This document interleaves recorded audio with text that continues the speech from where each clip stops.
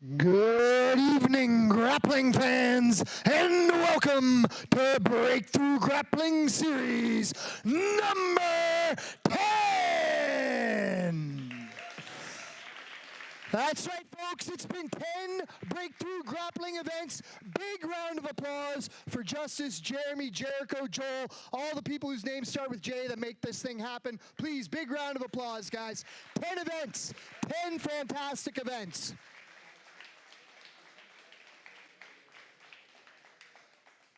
And tonight's event features matches in the men's 180-pound bracket, the Breakthrough Grappling Series Quintet quarterfinal, 2 Breakthrough Grappling title fights, and of course, Breakthrough Grappling Series Super Fights.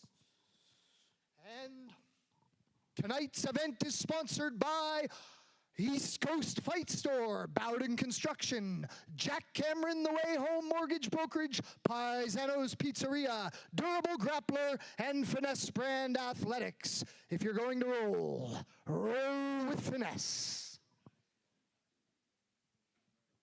And now, tonight's first matchup will take place in the Breakthrough Grappling Future Phenom Series. First, representing MXT Brazilian Jiu-Jitsu in Kent County, New Brunswick, Jesse Jaye.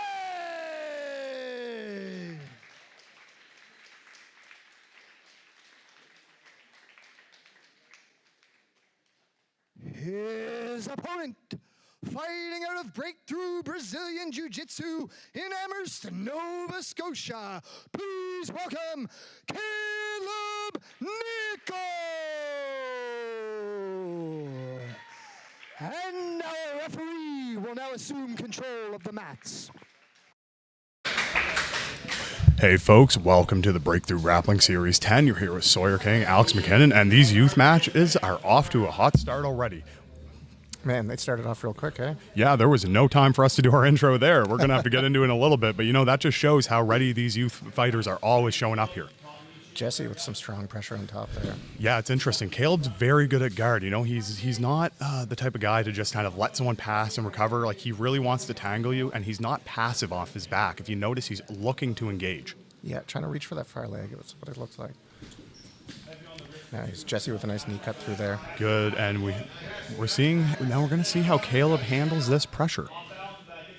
Crossface on top, trying to flatten him out a little. Good job of Caleb, and good job of Jesse backing out of there. Beautiful reset.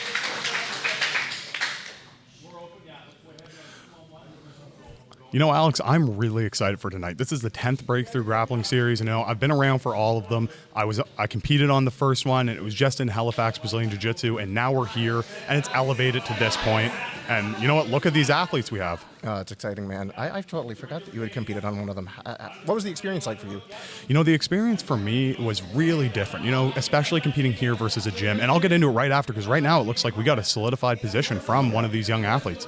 Jesse's got the mount position there. You know, Jesse Jaye is relatively unknown to the Breakthrough Grappling Series crowd, but he looks like he's going to be here to make a statement. Yeah. On Smooth Cop, it says he has 8 wins, 3 by submission. So not necessarily known for a submission game, but... And, you know, you see that a lot with youth athletes, right? Like, and he seems well coached. He's looking to dominate the positions rather than rush things.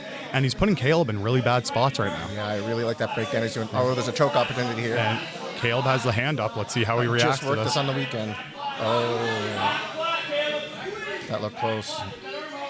Now, the point system is still 3 minutes of no points and 3 minutes of points for the youth. We do a 50-50 split here in the Breakthrough Grappling Series. So there's a lot of energy expenditure right now, and we're going to see how that plays out, because Caleb hasn't done a lot to burn energy. But Jesse, you can see him. He's frustrated now. Yeah, there's a little bit of exhaustion maybe on his side, especially when he reset there. You could see he stepped away maybe for a bit of a break.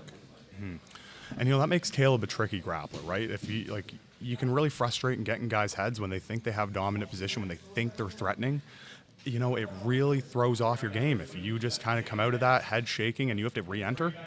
Yeah, it can break someone down, losing it over and over again, right? Mm-hmm. So just it's important to keep that determination. He's got good pressure on top here, trying to get that crossface, but that knee's inside. Caleb doing a good job at those frames. Man, I'm always impressed with the level of these youth athletes, right? Like, a lot of youth sports, you don't see the highest level of technique, but these guys are doing things by the book, and you know what? They're thinking on the fly, they're moving. The youth jiu-jitsu movement is going in a great direction in the Maritimes. These youth are absolutely incredible. Their ability to perform technique, even on adults, is astonishing, right? Yeah, and speaking of performing technique, points are in effect, so this movement and high-pressure style from Jesse is meaningful now. Yeah, we got about 2.5 minutes left here. Caleb doing a really good job at not allowing him to get anything past that three-quarter guard. He's always able to get that ankle, and it's really going to be frustrating if Jesse comes out of these with no points. Another reset there. You can definitely tell Jesse's getting a little bit frustrated with trying to go through his guard. Oh, there we go. Cut through. Mount. And we'll see how the points are in effect here. And, you know, Caleb does a really good job not letting him solidify position. Jesse likes this, though. He's broken him down a couple times from here, so we'll see if he does the same thing. Yeah, there it is, and now he's looking for that same choke as earlier. The persistence from Jesse is great. I got to say, as a youth athlete, he is doing a great job, you know, sticking to the game plan. He clearly wants something, and now the points are in effect. It's paying off. Absolutely incredible.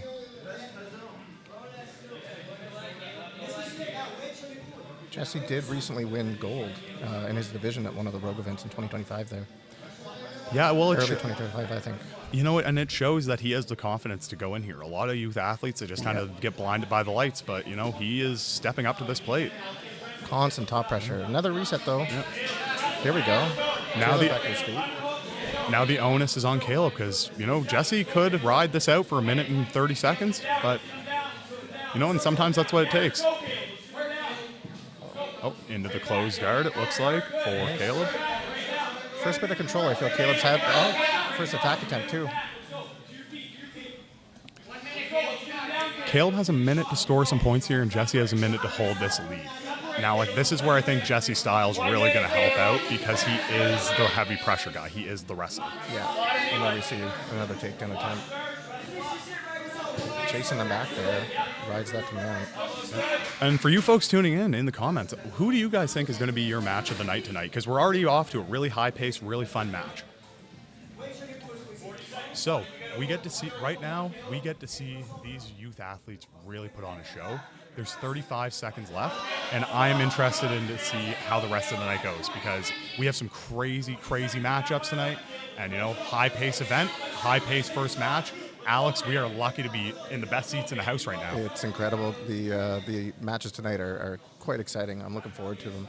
Only 15 seconds left, and it looks like Jesse might be content just riding this out in terms of points. Yeah, well, Jesse's style paid off for him quite well when you really look at it. You know, he was persistent. His pressure was good. You know, Caleb did some good things with his guard retention, but at the end of the day, it's hard to retain guard for 6 minutes. Hard to retain guard and deal with that pressure. Good job, and we'll kick it back to Jeremy Hall.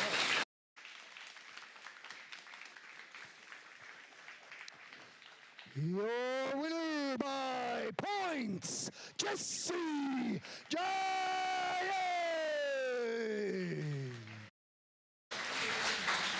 All right, folks. Now we're on to the adult matches. Tonight's next matchup will take place in the men's 180-pound division. First, representing Woodshop Jiu-Jitsu in Pictou, Nova Scotia. Please welcome back to Breakthrough Grappling, Dionne Beaton.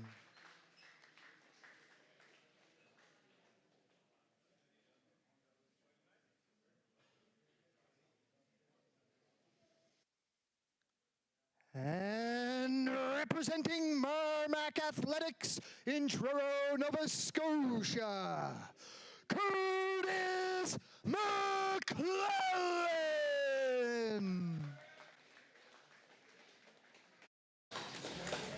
All right, folks, and now we're off to the first of the 180-pound bracket. And, you know, we have our 180-pound champion, Jericho McPhee, sitting ringside to really see what's going to happen.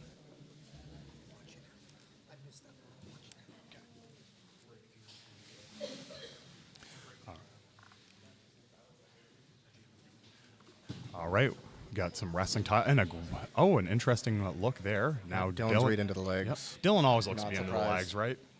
And we got a That's tap it. already. A classic Dylan Beaton matchup, right? Absolutely And incredible. Curtis is a tough guy. He's a tough matchup for anybody. That just shows the pedigree that the woodshop crew is working with. Footlock, Dylan Beaton. It's on? On to our next matchup already. Adam McNeil, the former 180-pound champion, taking on Luke Clark.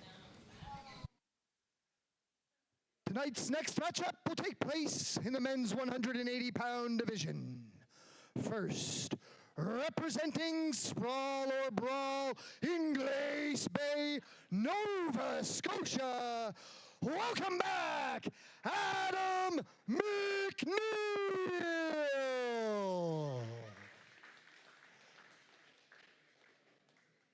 His opponent, representing the Jiu-Jitsu Society in Halifax, Nova Scotia, Luke Clark.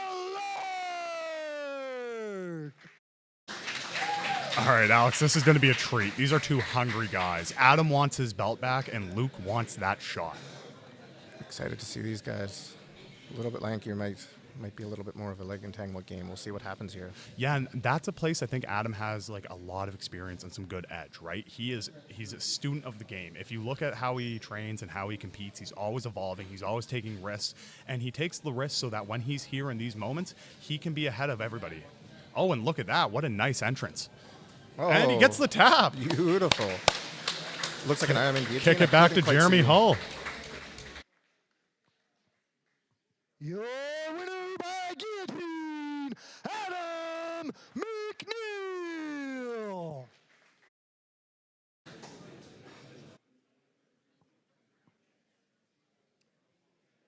Ladies and gentlemen, our next matchup will also take place in the 180-pound division.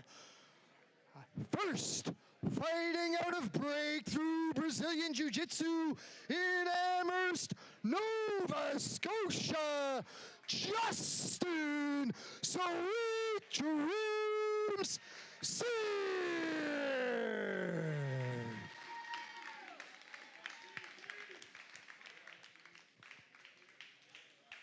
And standing across from him, fighting on 1 hour's notice, out of Woodshop Jiu-Jitsu in Pictou, Nova Scotia, and the Jiu-Jitsu Society in Halifax, Nova Scotia, please welcome Hollywood Peter Reedley. I love the energy these guys bring. Pete on a tear locally, you know, he's had a lot of wins, and he steps up, goes into a bigger bracket on 1 hour's notice against a really well-seasoned opponent, Justin Sears. Was it really 1 hour's notice? Yeah, it was 1 hour's notice. We had someone drop out last minute, Incredible. and Pete coming down with his friend and competitor tonight, Thomas Mahoney. And, you know, Pete's always game. And, you know, you see it here. They might have walked out hand in hand, having fun, but, you know, when it comes to the matchup, now Pete realizes he is in contention for this 180-pound title. Yeah, he's going to be taking this seriously.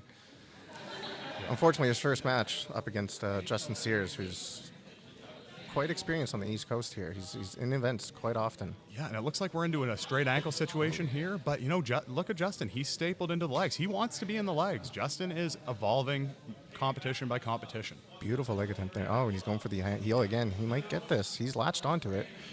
Justin doing a good job of peeling it off, going for his own leg entanglement on the bottom now. You know, if you're Justin, you kind of want to start using your size here. You know, it is jiu-jitsu, but at the end of the day, there's weight classes for a reason. If I'm Justin, I want to start really putting pressure on him and making things uncomfortable with my weight. That's where you hold the power. Exactly. Even to give up his head there is a little surprising. You would want to see Justin keep his head up, get some control, get his weight on top of it, right?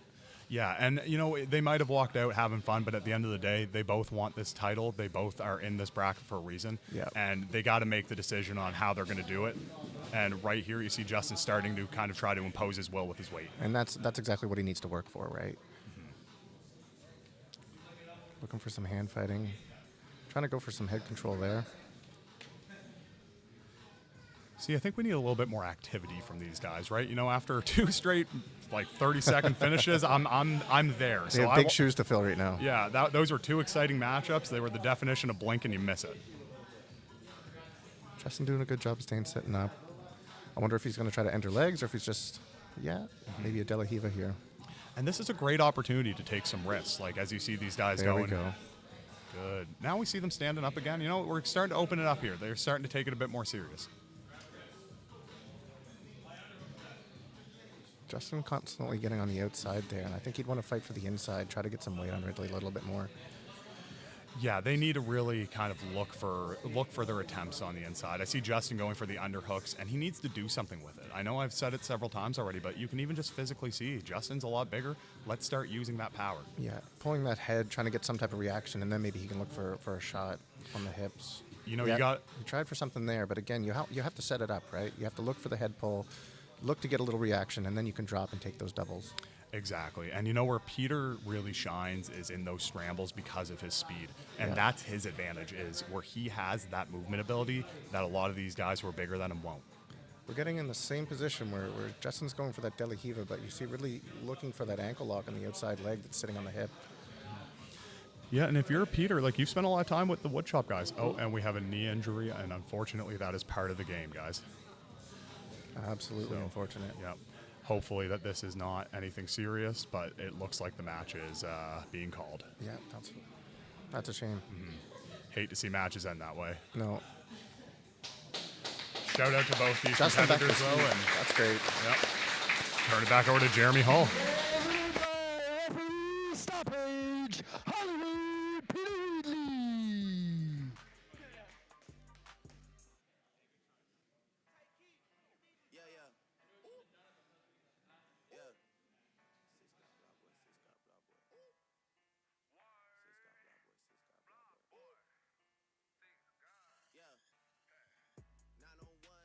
Tonight's next matchup will take place in the men's 180-pound division. First, fighting out of Icon Combat in Moncton, New Brunswick, Colin the Ronin White.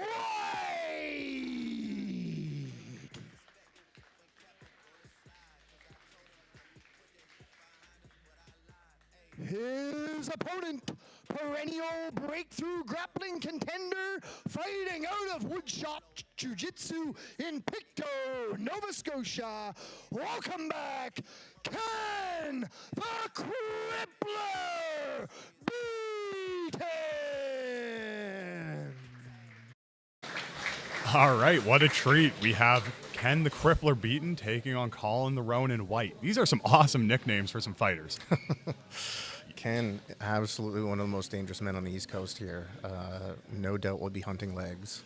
Without a doubt. And, you know, Colin is always game, and he's no stranger to those lag entanglements. So we get to see, really, what Ken can do. And Ken looking to get into some wrestling. Oh, Right, this is almost into the interesting. saddle immediately, but now he's looking for a buggy choke. Love it from Ken. This is interesting. Can Ken get that buggy choke? The angle seems a bit off, though. Yeah. Decides to go back just to the traditional guard. You know, Ken Beaton's so impressive that when he's in any real position, you can't take a second off. No, he's constantly threatening, whether it's arm locks, leg attacks. He's throwing something up to keep you occupied. You know, and Colin is really keeping his posture down here as he's trying to break through this closed guard, but that's where Ken wants him. Ken really wants that broken down. He has a lot more opportunity if his head is buried. Yeah, exactly. And I find it kind of a weird strategy to try to break guard that way, because with a butterfly, it kind of makes sense to keep pressure on the hips there, but in the closed guard, to keep that lower posture, you don't see that too often. Oh, Ken bit of looks an to entanglement isolate the here. arm. You know, let's see where Ken goes with this. And he has so the arm. creative. Can he isolate it? Ken is so dexterous from those positions. Looks like he has that arm. It's so close. Seems like he's looking for some sort of shotgun arm bar here. Let's see what he Yeah. can get. A little bit low on the elbow. Oh, he was able to pull it out. Good job by Colin there. You know, Ken's still dangerous here. It looks like he has a top lock position, and he has a triangle. Locks that triangle. He just cinched it. Ooh, And there's we get the tap. Beautiful. Awesome by both these guys, but Ken is, look at wherever he is, and he has a submission. Winner by triangle choke, Ken Beaton.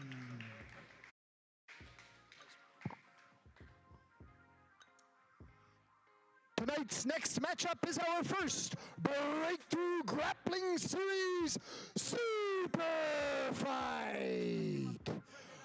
First, representing Icon Combat Sports in Moncton, New Brunswick, please welcome Noah Contenders.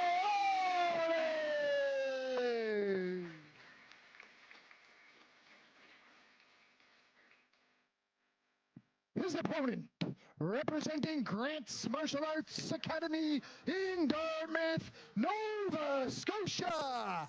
Please welcome Evan Tom.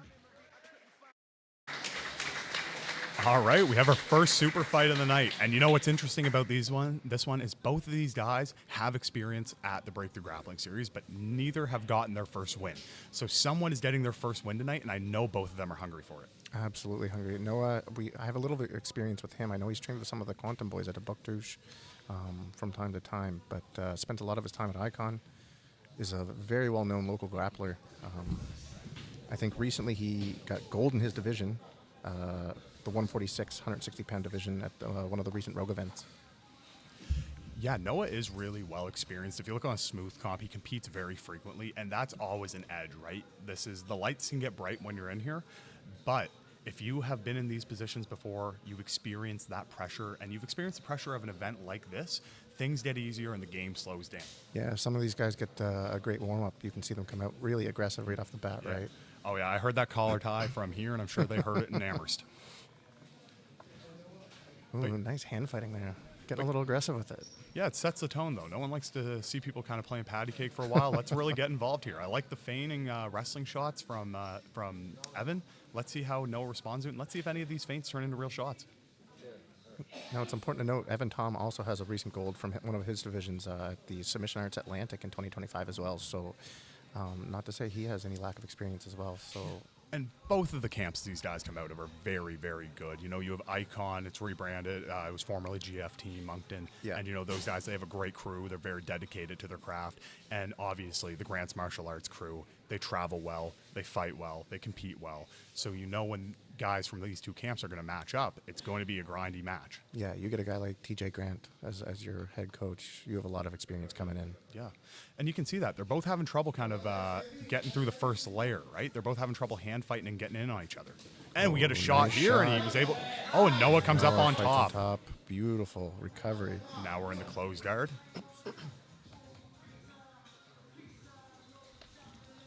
All right, settling in the closed guard. We'll see how this changes the dynamics of the match. It was very hand fighting. It was very feigning with the shots, but you know, let's see how they play from the mat.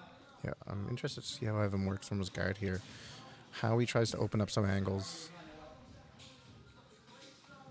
Noah doing a good job of just staying heavy right now on the hips. I don't know if he's trying to crack the guard open. I mean, the guard is already open, so he has an opportunity maybe to step back and start looking for a pass. Yeah, you almost have to realize you can't be passive in these positions, and you know it's when you're burying your head like that, you're trying to stay low. Unless you're doing something with it, it's kind of just wasting time. I would like to see him kind of stand up, maybe try to break that closed guard in a more aggressive way, and you know, see he's starting to build up now. Let's see what he can do with it. Do you work that overwrap often? You see the overwrap that Evan has there with that arm? Yeah, well, in the gi, I do a lot. When it comes to no gi, I'm always looking. I like to look for the posture breaks, and I like to look to see if I can grab the arm for kimuras or choi bars, things like that. Mm-hmm. I find getting reactions from the collar tie opens up more opportunity for me to go with sweeps, to go with different attacks, and kind of catch them on their back foot. Interesting here. Still just staying low on the guard, so I don't know if he's actually actively looking to pass or if he's just trying to maybe tire his opponent out for the first couple minutes. You know, if you're Evan, though, stay the course. Make him make a mistake. If he's going to keep his posture low, then you can work the ability to look for triangles, look for arm bars, top locks, things like that. But, you know, I think Noah has a game plan here. We've seen him compete enough that we know he knows what he's doing. We know he's not just resting. And he is creating enough movement for me to think that he's working towards something. Now, the points do come in effect halfway through the match, right? Yeah, so halfway through the match, we're going to see points. So at the 5-minute mark, we should see some points come into effect, and that's when the passing is really going to matter. And that's what I'm wondering if Noah's just waiting for that moment. If he's comfortable just kind of cooking them here and then looking for that opportunity to pass later. Yeah, you know, that's a good game plan because he is keeping a lot of pressure on him, and, you know, it's never comfortable mentally when you're on bottom. Even if you're not expending energy, you're always a little bit worried that one mistake means your guard's passed. Evan having trouble trying to get angles. He's flat on his back. He's got that overwrap with the arm, but he's not able to get any type of angle with it. Well, you see Evan reaching for the lag a lot. Noah's doing a really good job of kick the lag back and clear the underhook. Tried to step over the foot there. Yes, yeah.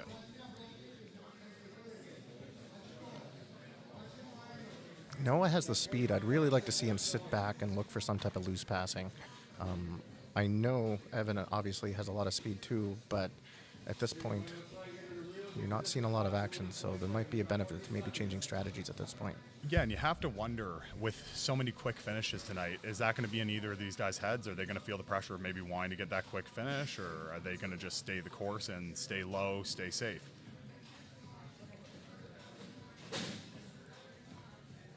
Now, I like what Noah's doing here with the undergrip on the armpits. If he could extend his arms out and get some pressure, maybe sit back. Oh, there we go. We see some feet on the hips by Evan. Maybe he can start to make some space with this and create some action. Sometimes just there's a lot of that happens in that chaos of just making space, and it just creates opportunities. Yeah, and you are limited kind of when your head's down like that because you can't really see much what's going on. You have to create some disconnection. Oh, does Evan have almost got something like a here? mirror lock on him. That's what it looks like. And now we reverse the positions. Beautiful overwrap. Noah has the Choi bar. It looks like he's setting it up. He's trying to get his foot out maybe for the triangle. You know, and this is what I mean. Like, both of these guys are very seasoned competitors, and they're in this, and, you know, time goes down. We're into points, but Well, that it shows doesn't the seem level to of change jiu-jitsu by both of them, really. The ability to defend off of a flurry of attacks coming from Noah. This is... Yeah, these guys are really composed, and, you know, Noah's not really, he's not worried right now. No. He seems comfortable here. He Though is, Evan did just get 2 points put up on the board for the sweep. He's got tons of pressure on him now, looking for that pass.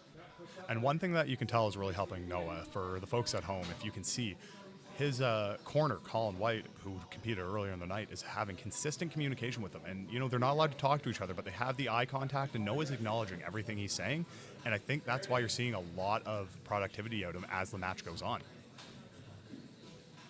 Having that corner advice is invaluable. Just sometimes there's not something you're thinking of or you're not seeing because you're in the heat of the moment on the mats. And to have that relayed back to you sometimes really does make the difference. It looks like Evan was able to come out to the back, though, in a scramble. Oh, and Beautiful we get- roll through by amazing. Noah. Gets the body lock and the takedown. And that's important because we are in points right now. That's 2. Ties it up with some aggressiveness. That was a beautiful flurry of attacks there by Noah. He rolled through and was able to come out on top. Get Yeah. the body lock, and then he was able to take him down. It was incredible. Yeah, that was, and we are back into this kind of stalematey position, but both these guys have seen what each other can do in a scramble, and it does make you wonder, do I want to get back there when points are in effect and the match time is winding down?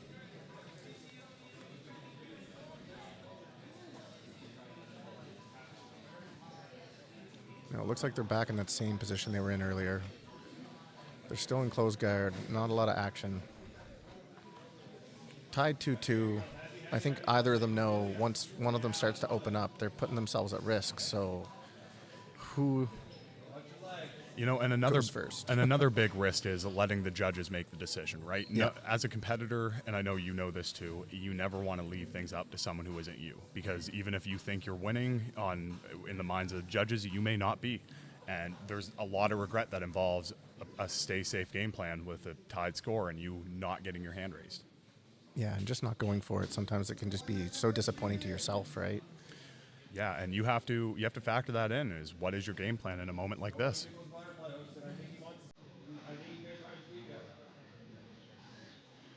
be interesting to see who the judges give it to, with both having a little bit of time on top, both displaying a little bit of pressure passing. We do have an arm lock attempt here, it looks like. Noah doing a great job of staying heavy. Oh, Looks like has the arm extended. Armbar. Really difficult to see from here, but wow, was able to escape. Incredible. Great job by Noah. Now both athletes are throwing up submission attempts, making this even harder for the judges to score if it goes the distance. You know, that's why I'm not a judge. I'd rather be here getting to talk about it rather than make the decision. Yeah, I'm in the same boat. I enjoy being able to commentate. Oh, and there is 2 points going to Evan. Yeah. That is huge. With 35 seconds left, he's able to score 2. Yeah. I couldn't quite see, but I think it was because he was able to come up on top there at the end after that attack. Yeah, and Timeout right now. timeout right now. Thank you to Colin White for the as the view was blocked to the commentary table. Making our lives a little easier. All right, now. 27 seconds. Evan's up 4-2. And Evan has the head wrap to start this position, so it makes it even easier for him to hold for these 2 points. Noah really has to go for it. Yeah. And we have seen this all match from Noah. He has been aggressive when he gets to the opportunities to be, so with 10 seconds left, he has to kind of shoot up a Hail Mary attempt at something. Yeah. We're going to see a big burst of energy probably here from Noah. Seems to He's have got a the choke, maybe, but it's a little bit too late. 2 seconds. And that's the match. We'll turn it back over to Jeremy Hall. Great job by both these competitors.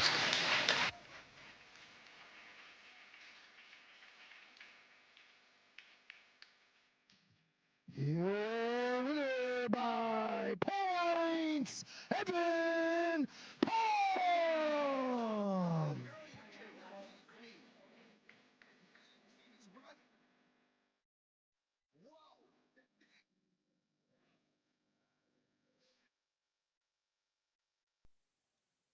Tonight's next matchup is our first semifinal in the men's 180-pound division. First, representing Woodshop Jiu-Jitsu in Pictou, Nova Scotia. Welcome back, Dylan Beaton.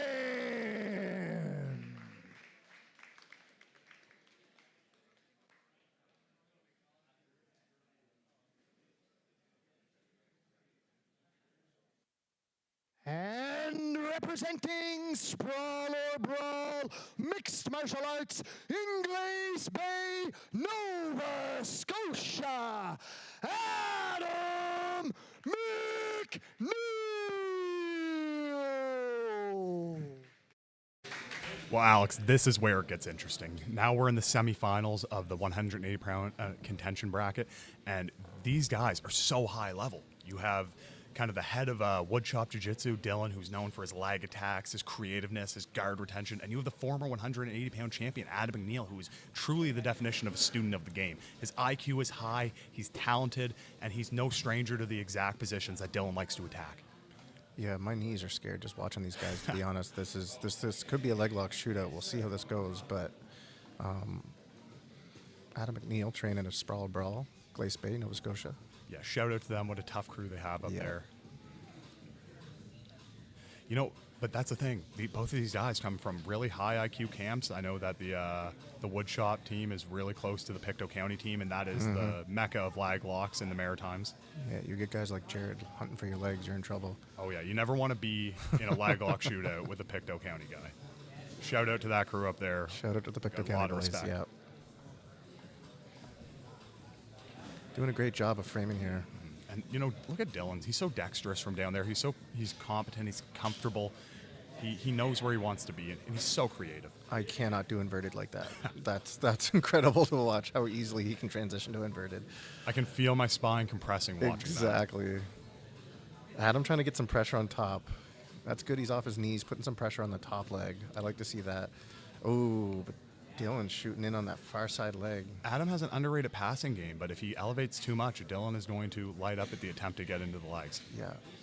I like that entry too, that knee shield entry when you reach for that far leg. But, man, Adam doing a great job of just avoiding it. Yeah, well, he knows how dangerous Dillon is, right? Like, there's no secret around how good Dionne is when it comes to the legs and when it comes to being in these guarded positions. Yeah, I love this passing though by Adam. This high head pressure passing. Oh, but almost got him in trouble there. You know, this conservative kind of passing approach by Adam, he's really smart about it. You know, he's not going to put himself in terrible positions. And as I say that, it looks like try Dionne not is, to. Yeah, sometimes it's not your choice when it comes to Dionne. No, Dionne's so And good wow, at look wrapping at up on that. the legs. Yeah, But you know, look at Adam. He didn't give up the knee line, and that's what's important here. Is if Adam can keep his knee lines free as he keeps passing, it's going to be hard. yeah, incredible to watch. Really impressed by Adam's defense. Yeah, he is the former champion. We have to remember that. Yeah. You know, he lost a decision to, or on points rather, to Jericho McPhee, the current champion. And you know, if you look over, Jericho's sitting very eagerly ringside, waiting to see who he's going to get. Jericho chopping at the bit. Yeah, the cool part is about this is no matter who comes out on top for this belt, you know, you're going to have a absolutely electric matchup between Jericho and them. Oh, absolutely. These are some absolute killers. I still impressed to see Adam trying to get him flat here now. There he goes. Got him flat. He's got that hand on the hip trying to flatten him back out and deal with that front knee shield. Mm-hmm. And we're still about a minute 45 from points. So, you know, he's got time to kind of take those risks and look to see where he can get. But, you know, once that 5-minute mark hits, if Dionne makes a mistake and lets Adam pass, that's points. What's nice about that camping type pressure passing is that over time, you know, once it does become points, will that wear on Dionne at all? Will he start to get tired trying to carry that weight the whole time, searching for those legs? And you know, I'm going to guess no, but Dionne's like an Energizer bunny. He can keep going. Dionne's starting to become more aggressive hunting for those legs, though. You know, he's and that's the other thing. Do we see Dionne turn it up as the time gets a little bit later? Does he start really hunting aggressively for those legs?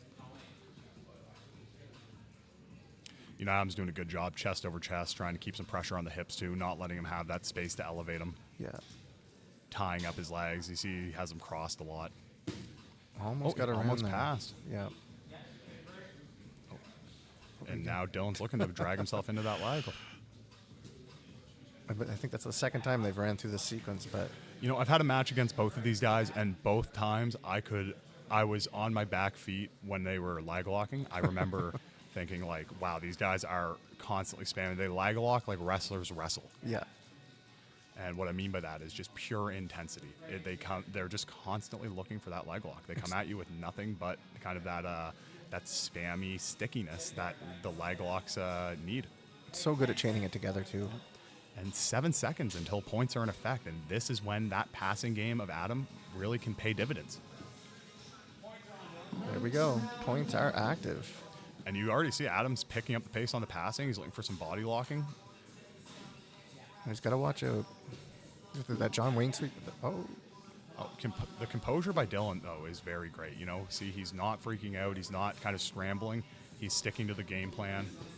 Nice. And Through there. He's going to come up on top of it. Oh, wow. Great job by Adam. Yeah, Adam fought for that. Did not give up position there. Adam comes up in a full mount. You know, that's impressive. That's points. 4 points on the board for And Adam. it looks like he has a potential head and arm triangle on.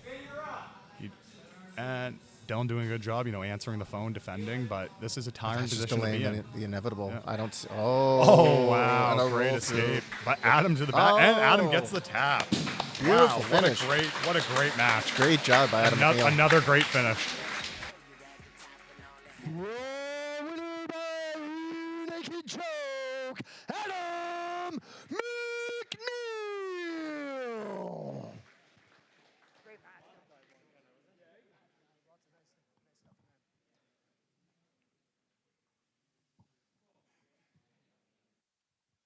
Tonight's next matchup is our second semifinal in the men's 180-pound division. First, fighting out of Woodshop Jiu-Jitsu and the Jiu-Jitsu Society in Halifax, Nova Scotia, Peter Reilly.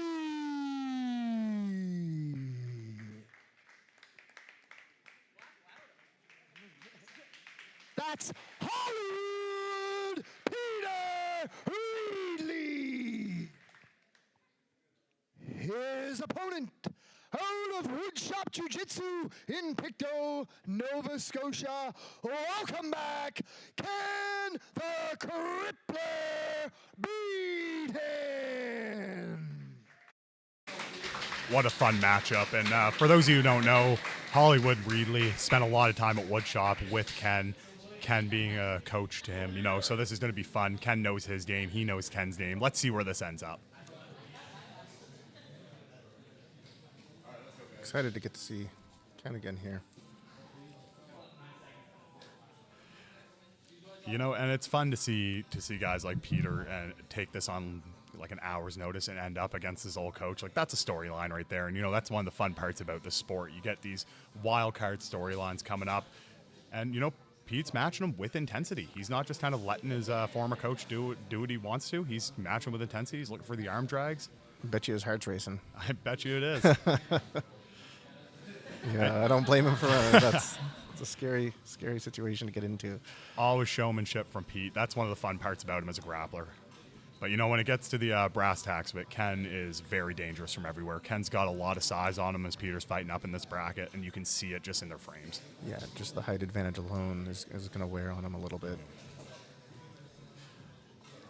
And you know what? Let's see what kind of approach Ken takes here, because Ken's got size on him, but, Ken is the crippler for a reason. His leg locks are dangerous. So will he opt for the leg locks, or is he going to want to wrestle, test out some other parts of his games that maybe the fans haven't seen yet? Yeah, I don't know if you want to use... Well, I mean, it is a local competition, but, I mean, it's still great competition, and it's... Do you want to bust out something fancy, or stick to what works in competition, right? And I think if you're looking to win, especially the bracket, to go back to the championship, it's to... I don't think there is any gimmies. No, not in this bracket, for sure. Not It's at such all. a talented bracket. Now we're in these lag lock situations, and this is where Ken excels. Yeah.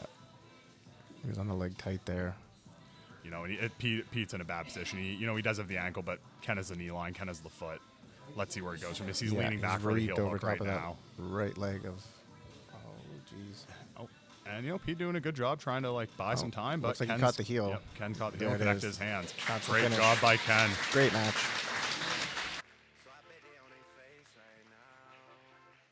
Your winner by heel hook, Ken beat him.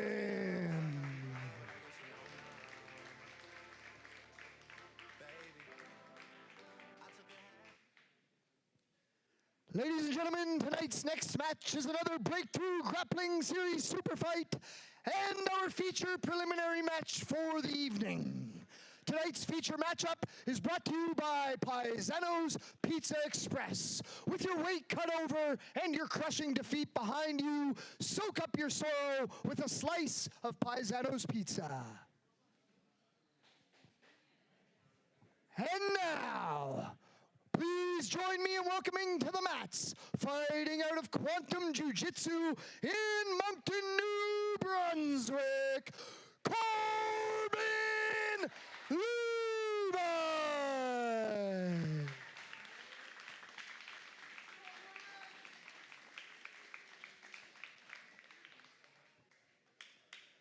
His opponent, representing the Jiu-Jitsu Society in Halifax, Nova Scotia, Harvinder Singh.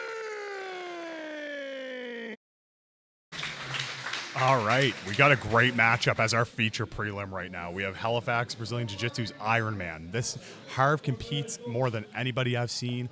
And, he's no stranger to international high-level competitions, medaling at ADCCs. And Corbin is a very avid competitor. I think you can speak, Alex, as you're the head coach of the Jimmy fights. Yeah, Corbin is probably one of our more active competitors, but this is an uphill battle for him. I think he's got his hands full with this match. Corbin will take any match that's kind of given to him, so he'll try to stay active. He's got that that overreach down. Oh, he's got the leg. He might get the takedown. Nice Beautiful. takedown by Corbin. And, I've seen Corbin on social media. He's training at various gyms, trying to soak up all the information he can. That's important because when you're at this level, things like that. They might be doing something other places that worked. He trains with people who have beat him. He trains with people he's beat. And that's important as a competitor. Yeah, he's always looking to put himself in bad positions and work through them. He is very tough to submit. He and is definitely a grinder. Loves hard rounds. Loves to train for long durations. Definitely a dog. You know, and that's the fun thing about Harv too, though. You know, Harvinder, you see him compete everywhere he can. He'll compete no matter what. He'll take matches uphill. He'll take matches wherever he can. And Corbin's definitely got a couple years of experience on him. But, you know, Harv wants that. Harv wants these hard matches. Yeah, I think both guys are looking for just good competitive matches, tough guys to run through and see what can happen with them, right? And it's going to be interesting. Corbin's looking for some really nice body lock here. Let's see if Harv can kind of hip heist, push on the head, get some space, and get his full guard back. Corbin does know how to put good pressure on top. If he can get some type of stabilized position like half guard, side control, or mount, I think we start to see a little bit of threatening opportunities for maybe a head and arm choke from Corbin, but he's got to get there first. Yeah, and one thing that Harv does have is that length. Harv is a very tall competitor. Harv, if you watch the walkouts, you watch him shake hands, Harv's got a few inches on him, and it looks like Harv has a heel hook attempt. Oh. Nice roll through by Corbin to try to defend. Harvinder coming up on top now. Have you trained with Harvinder? I have trained with Harv. He's a sponge for knowledge. No matter what happens in the round, he's asking you questions afterward, and he's really good at implementing things he's learned in a smart way to become a better grappler and to make it part of his game. He's also got to be one of the most tough guys that I've trained with, especially where he's newer into jiu-jitsu. He's only been training for roughly under a year now. It might be a full year now. And he competes so much because he wants that knowledge and he wants to learn. And he also wants to be great, and that's important. I think he's still only a white belt, right? Yeah, he is only a white That's belt. incredible. He's got a lot of pressure on Corbin right now. And this is what he wants. Now he just starts tripoding and trying to work that leg free. Now, this is where you might see the experience of Corbin come in handy. He's been here before, and he's been here before with strong guys, so he knows that if he can kind of make things happen, look to get his guard back, he'll be in a good position. And entry onto the leg. What a beautiful roll through. And Harv's doing the right thing here, trying to get his butt high, trying to get to the back of Corb, but I think Corbin's looking for a knee bar there. Yeah, trying to get that leg. He's got it wrapped up.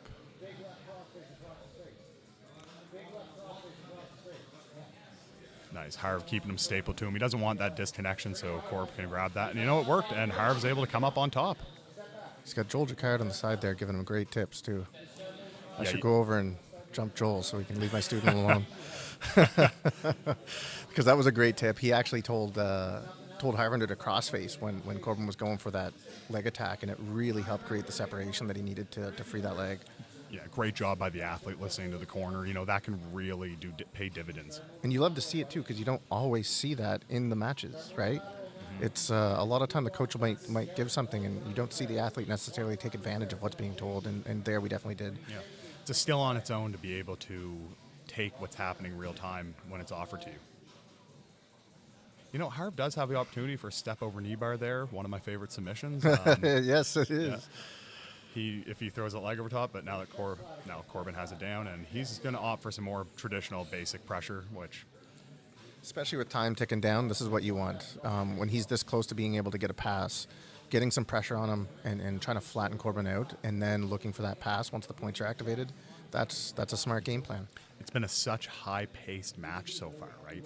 So when it's this high-paced, and these are big cats, you got to remember, they might slow down, they might start kind of breathing heavy, and if you can start storing points on them when you're breathing heavy, you're in a good position. Corbin will roll slow, and then you'll see him explode. He tries to conserve a lot of energy and look for big explosive movements. Now, Harvinder, if he can keep the control, it really nullifies that ability to explode. Corbin doing a great job of keeping his elbows inside, though. I would like to see Harv start to kind of pass that, though. Like if he were to drop to his hip, walk his foot up, just a traditional pass from the half guard. And points are now in effect, so this would be a great time to start doing that. Yeah, you might see a little bit more pressure coming from Harvinder now, right? Yeah, it's really hard to create enough pressure to choke someone from here, or even just get that pressure tap, especially on a guy as tough as Corbin. So he's going to need to make something happen, pass into a more dominant position. Oh, Corbin getting wrapped up on the leg again. Great job getting underneath Harvinder there. No points on the board yet, folks. Corbin ran to the back, almost gets the back, and they're back to the knee shield. Great job by Corbin to really make something happen there and get out from a terrible position. Now you start to see them kind of slow down. So if Corbin has been conserving energy, like you said, There's then, the pass. Yeah. As I say that, he gives up the pass, and this is a bad time to give up passes. Now Harv has points. He's got 4 minutes to kind of wear him down from side control. And that pressure that Harvinder had for all those minutes, you really start to see that come into effect in those final minutes of the match, right? Yeah, and in these higher weight classes, they're going to start sucking wind. They're going to start breathing heavy, and whoever's got the gas tank has a massive advantage. Yeah. When you get 2 or 3 minutes left to work and your partner or your opponent is starting to cook, that's when you can start applying attacks, and it becomes a lot easier. Now, that said, they are both no rash guard on, really slippery. Might be tough to secure something, eh? Yeah, I am not a no rash guard guy, and it's not because, and it comes down to a couple things. One, I'm not as good looking as these guys, so I'm kind of got the self-consciousness going on. But two, it makes it slippery, right? When you have a rash guard, you have a bit more grip, you have a bit more ability to kind of connect. When two guys don't have a shirt on, it can get slippery in there. See if Corbin can survive here. Harvinder has a great position. Harvinder needs to capitalize on this. He needs to look to take the back, and he slides. Oh, Corbin gets on top. Going for a toe hold. And, rotates back into guard. That was... Now, it's funny, in training, you see Corbin do a lot of funky shit. Excuse my language. Funky stuff like that, so... Remember, Alex, this is a family program. Yes, it is a family program. We'll watch people choke, and we'll watch people break arms, but the language is where we draw the line. No, luckily I caught myself. But going back to the match, when you do see Corbin make those kind of big movements, when you're slippery like that, it goes back to what we're saying. When you're not wearing a shirt, when you guys are sweating that much, you can slip out of these positions. And if you're not super tight in the positions, like Harv had some space there, you can capitalize on that explosivity and get out from a bad position. Yeah, when it's that slippery, it's just a lot easier. Now I wonder, Corbin looking for that toe again, but I don't know if that's the best idea. I'd love to see him try to get a pass and then maybe a mounted position. There's 2 minutes left to work. 2 minutes is more than enough time to store points. And he hooks in, back control. He's on the neck. Yep. This is 4 points, just like we said. Oh, he's got him flattened out here almost. If you're Corbin, you got to go heavy hips here and really drive that turtle down. Late stages of the match, we have 1 minute and 40 seconds left. Let's see how Harvinder deals with this. And let's see how Corbin looks to break him down too, right? And he has the got it choke. in tight. Let's see if he can submit him. He There taps. it is. Great job by both these athletes. What a match. What a match indeed. Turn it over to Jeremy Hall.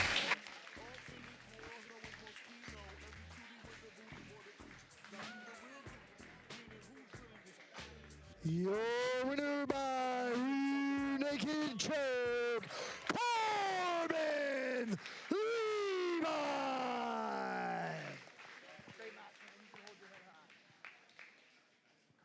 Ladies and gentlemen, we'll now enjoy a 15-minute intermission.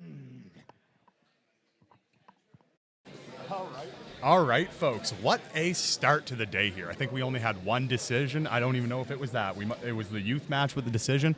And as our friend Dana Dickinson always says, no one's a fan of a decision. So that means all the fans are happy tonight. I think so. I'm certainly happy. Being able to see such high-level jiu-jitsu, and these were just the prelim matches. It's kind of incredible. We still have the main event ahead of us. We still have the quintet matches. I think we have some great female matches. We do. So what are your matches of the night? Because I got to say, I've been anticipating this for weeks. We had a late replacement in the title event tonight, and I was anticipating that Rory Gillis versus Jared McIntosh match, but I got to say, the replacement where we have Sebastien Dionne coming in all the way from Quebec to have a matchup against one of the Maritime's best grapplers, Rory Gillis. This is incredible. You have Rory, who is a belt collector. You never see him lose, and he kind of dominates all his competition against a Masters Nogi world champion, someone who has multiple IBJJF and ADCC open accolades against very high level competition. I'm excited for that match. That is my match of the night. How about you, Alex? That's a tough one to beat, to be honest.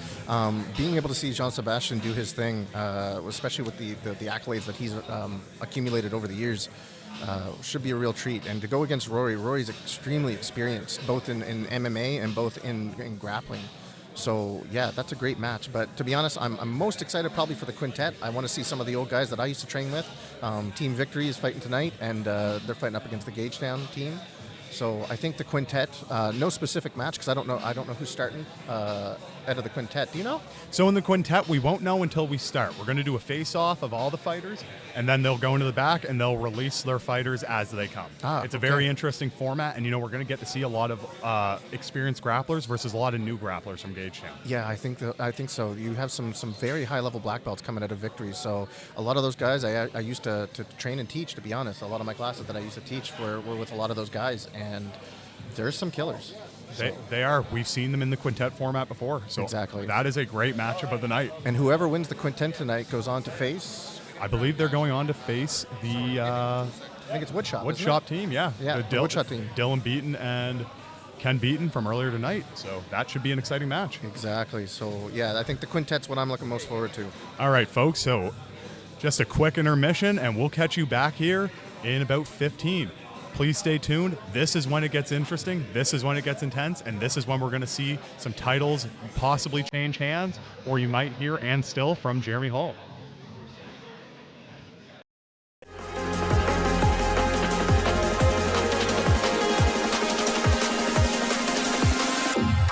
Just break my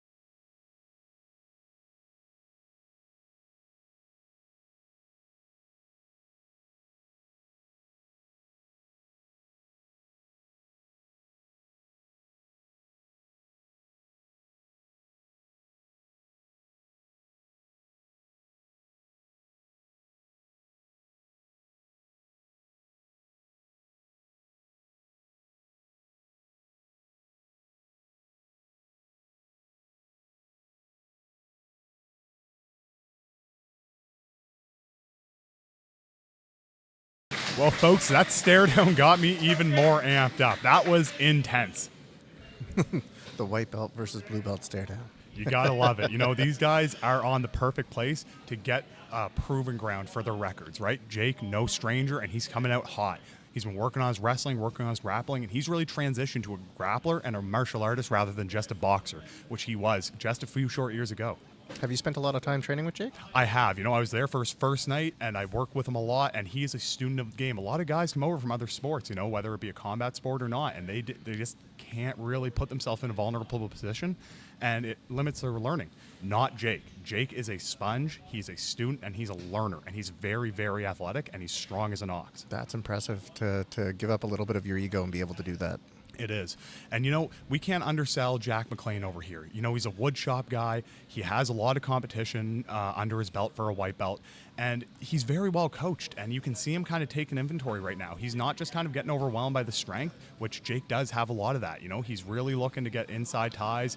If I was him, I would start looking to strip that collar tie, though, because you never want a guy who can wrestle to really have control of your head. Yeah, that gets really tiring really quickly, having someone weigh on your head like that.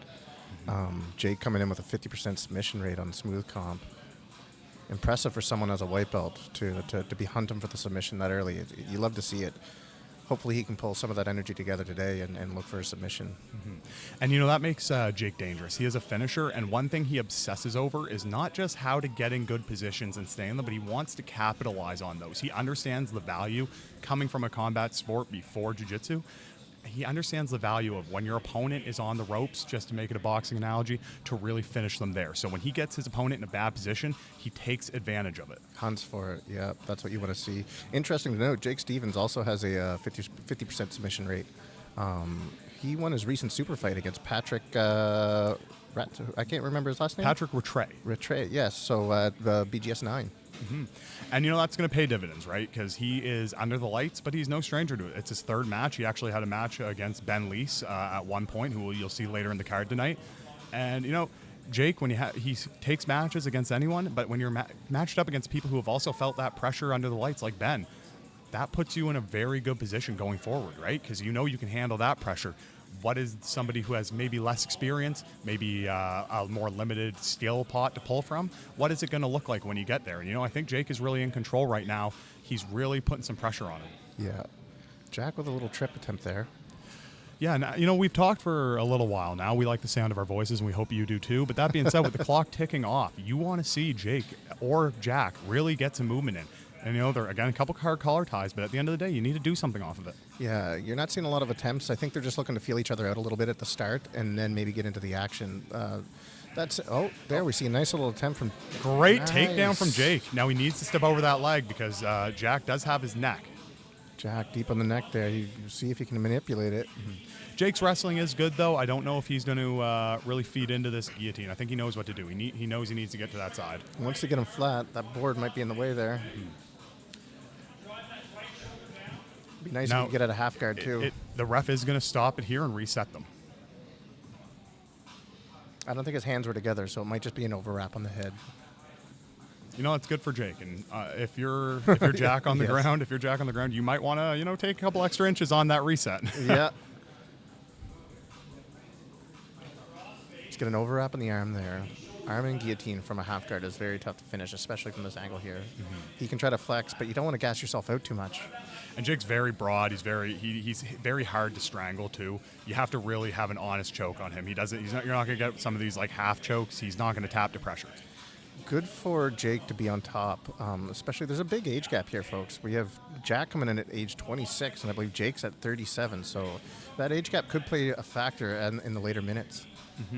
Well, that is true, and we're going to see how Jake uses his sports IQ here, and he's using it well. He's in a heavy mount right now. Jake with the mount. Now, let's see what he can capitalize with. Great pressure on the head there. He's got a head and arm, I think. If you're Jack, you don't want to just wrap him up. You're doing his job for him. Exactly. Yeah. There he goes. He's getting on the hip there. He might be able to turn to his side. I've noticed the woodshop guys, the Pictou County guys too, that area, they're really good at the kipping escapes. Oh, they're incredible at it. And they enter into legs really well from those kipping escapes. And I think that is something that Jack is probably going to look to do. But, Jake's keeping his head really heavy. He has that one leg tied. It's hard to kip. Yeah, looking to kip, maybe enter into the legs off of that.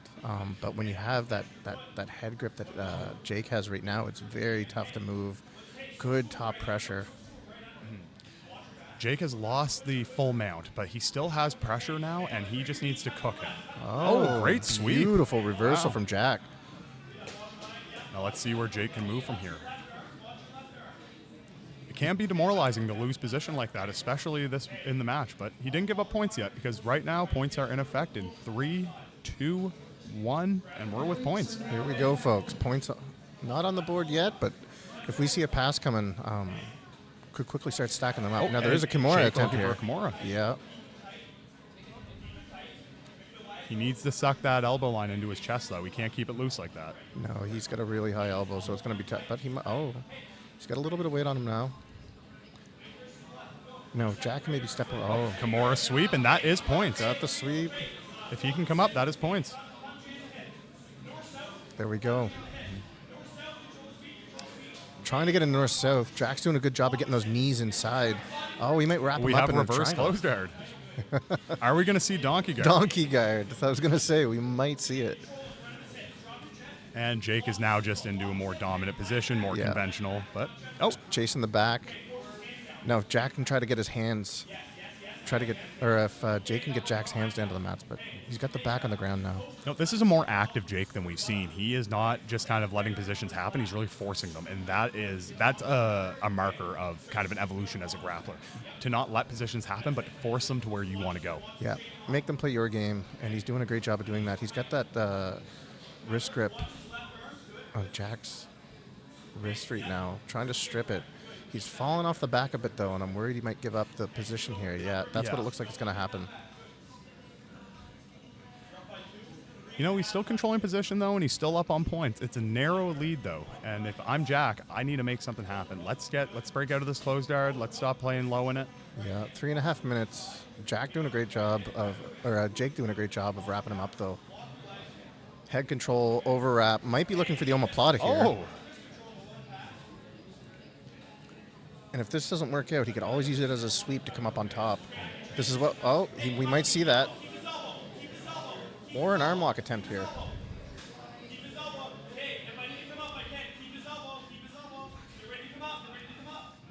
Almost got the pass there off that attempt. Great job by Jack putting some pressure on top.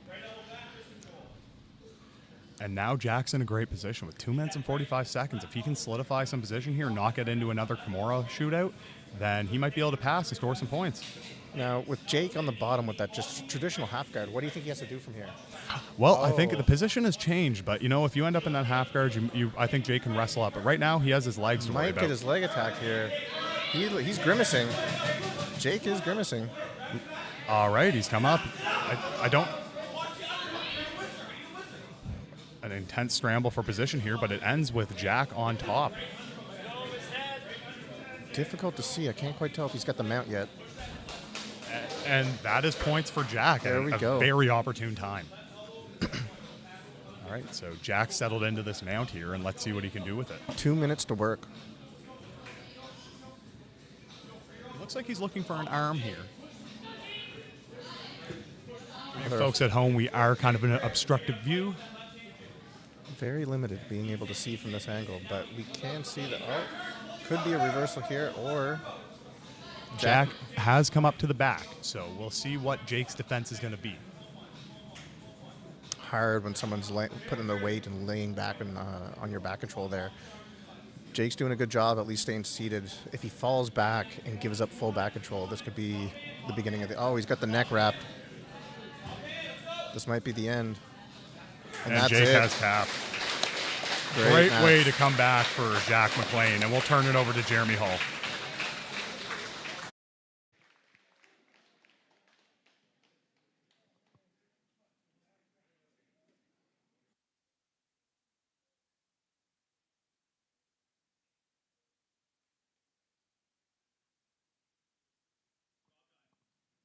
Your winner by rear naked choke, Jack McLean.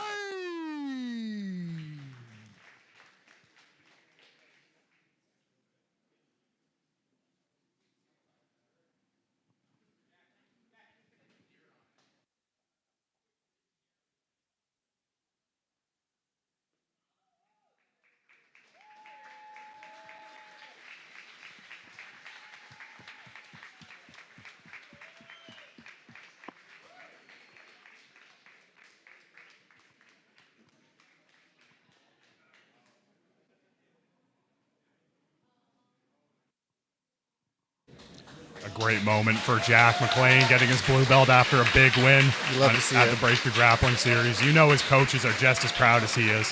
What a great crew up there. These are the moments you love to see in this sport, guys. And we'll turn it back over to Jeremy Hull for the next fighter entrances.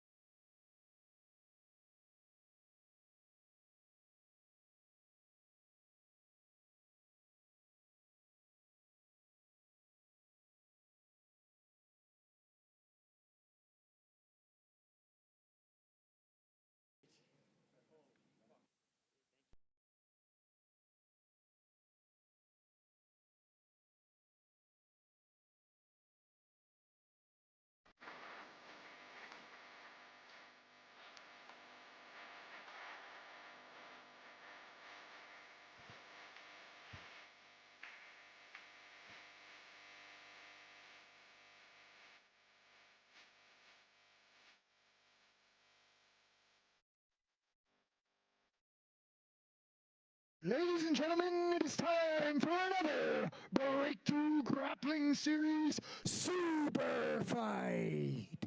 First, joining us from Royal Jiu-Jitsu in Quebec City, Quebec. Welcome to the East Coast, Maxime Gauthier.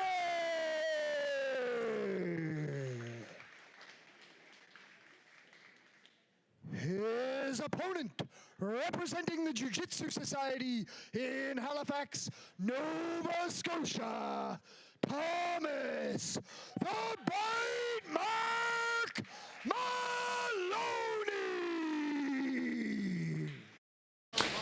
You know, I usually want to sit front row to sporting events, but not this one. The These are some size of big these boys. men.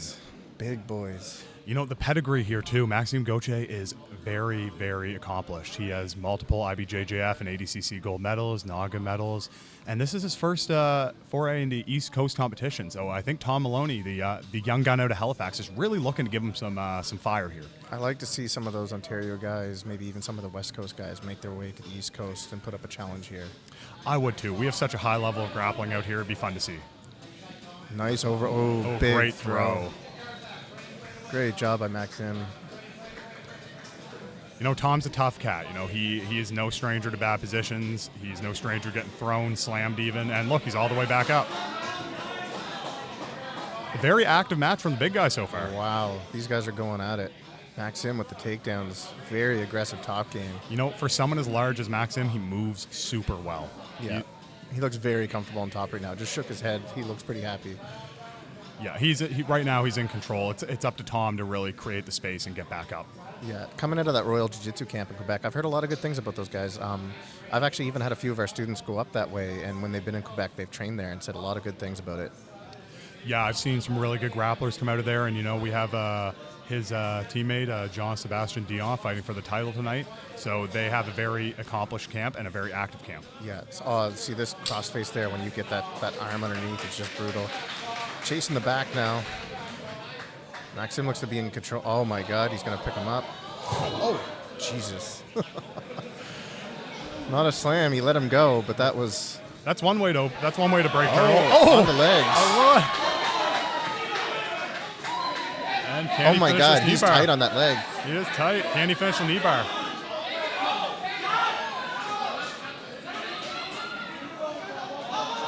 And the heart of Tom Great gets job by slammed and Thomas. comes up. What a match. Absolutely incredible.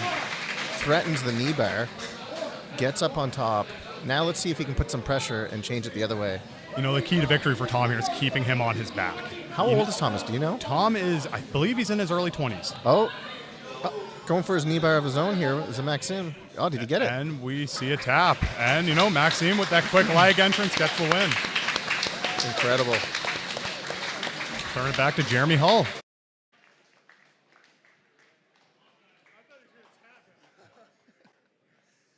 Your winner by heel hook, Maxime Gagetown.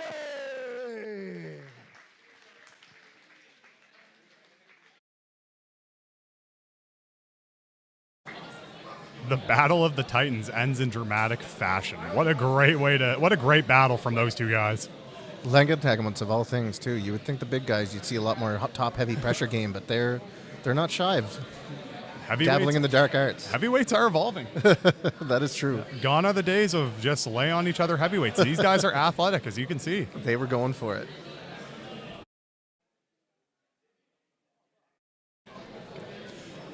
Now we're going to see a really interesting match here. We have Dylan Beaton versus Peter Reedley coming up for the bronze medal match in the 180 bracket.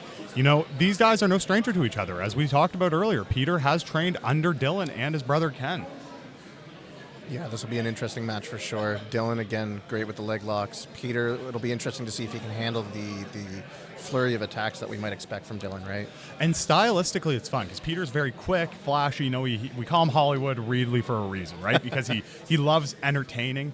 And Dylan is super IQ based. He's a tactician. He knows where he's going before you can get there and defend. It's super interesting to see when a really flashy, movement-based grappler go against like a tactical, IQ heavy, really, really smart attack heavy grappler. Exactly, and Dylan also really good at going inverted, right? We saw that in some of his matches tonight, that he's not afraid to look to reach and attack the back off of some type of leg entry or go into the legs themselves. So it's, like you said, very high IQ, always looking for something, doesn't mind playing off of a failed attack and chains them together really well. Peter, though, is a dog and loves to go through those transitions himself. So if he can keep ahead and maybe get some type of top position, we might see him come out on top. Yeah, and I mean, he's a live dog. Yeah. Like a lot of people tend to think that, you know, maybe like you're going up against your old coach or, you know, this guy's an accomplished grappler or maybe they're just going to kind of lay down. But that's never been a thing you have to worry about with Peter. He is a live dog and he is going to bring it to Dylan this match. I think we have them coming in now. Yeah, and we're going to let Jeremy Hull take it from here, and we'll turn it into the fighter intros.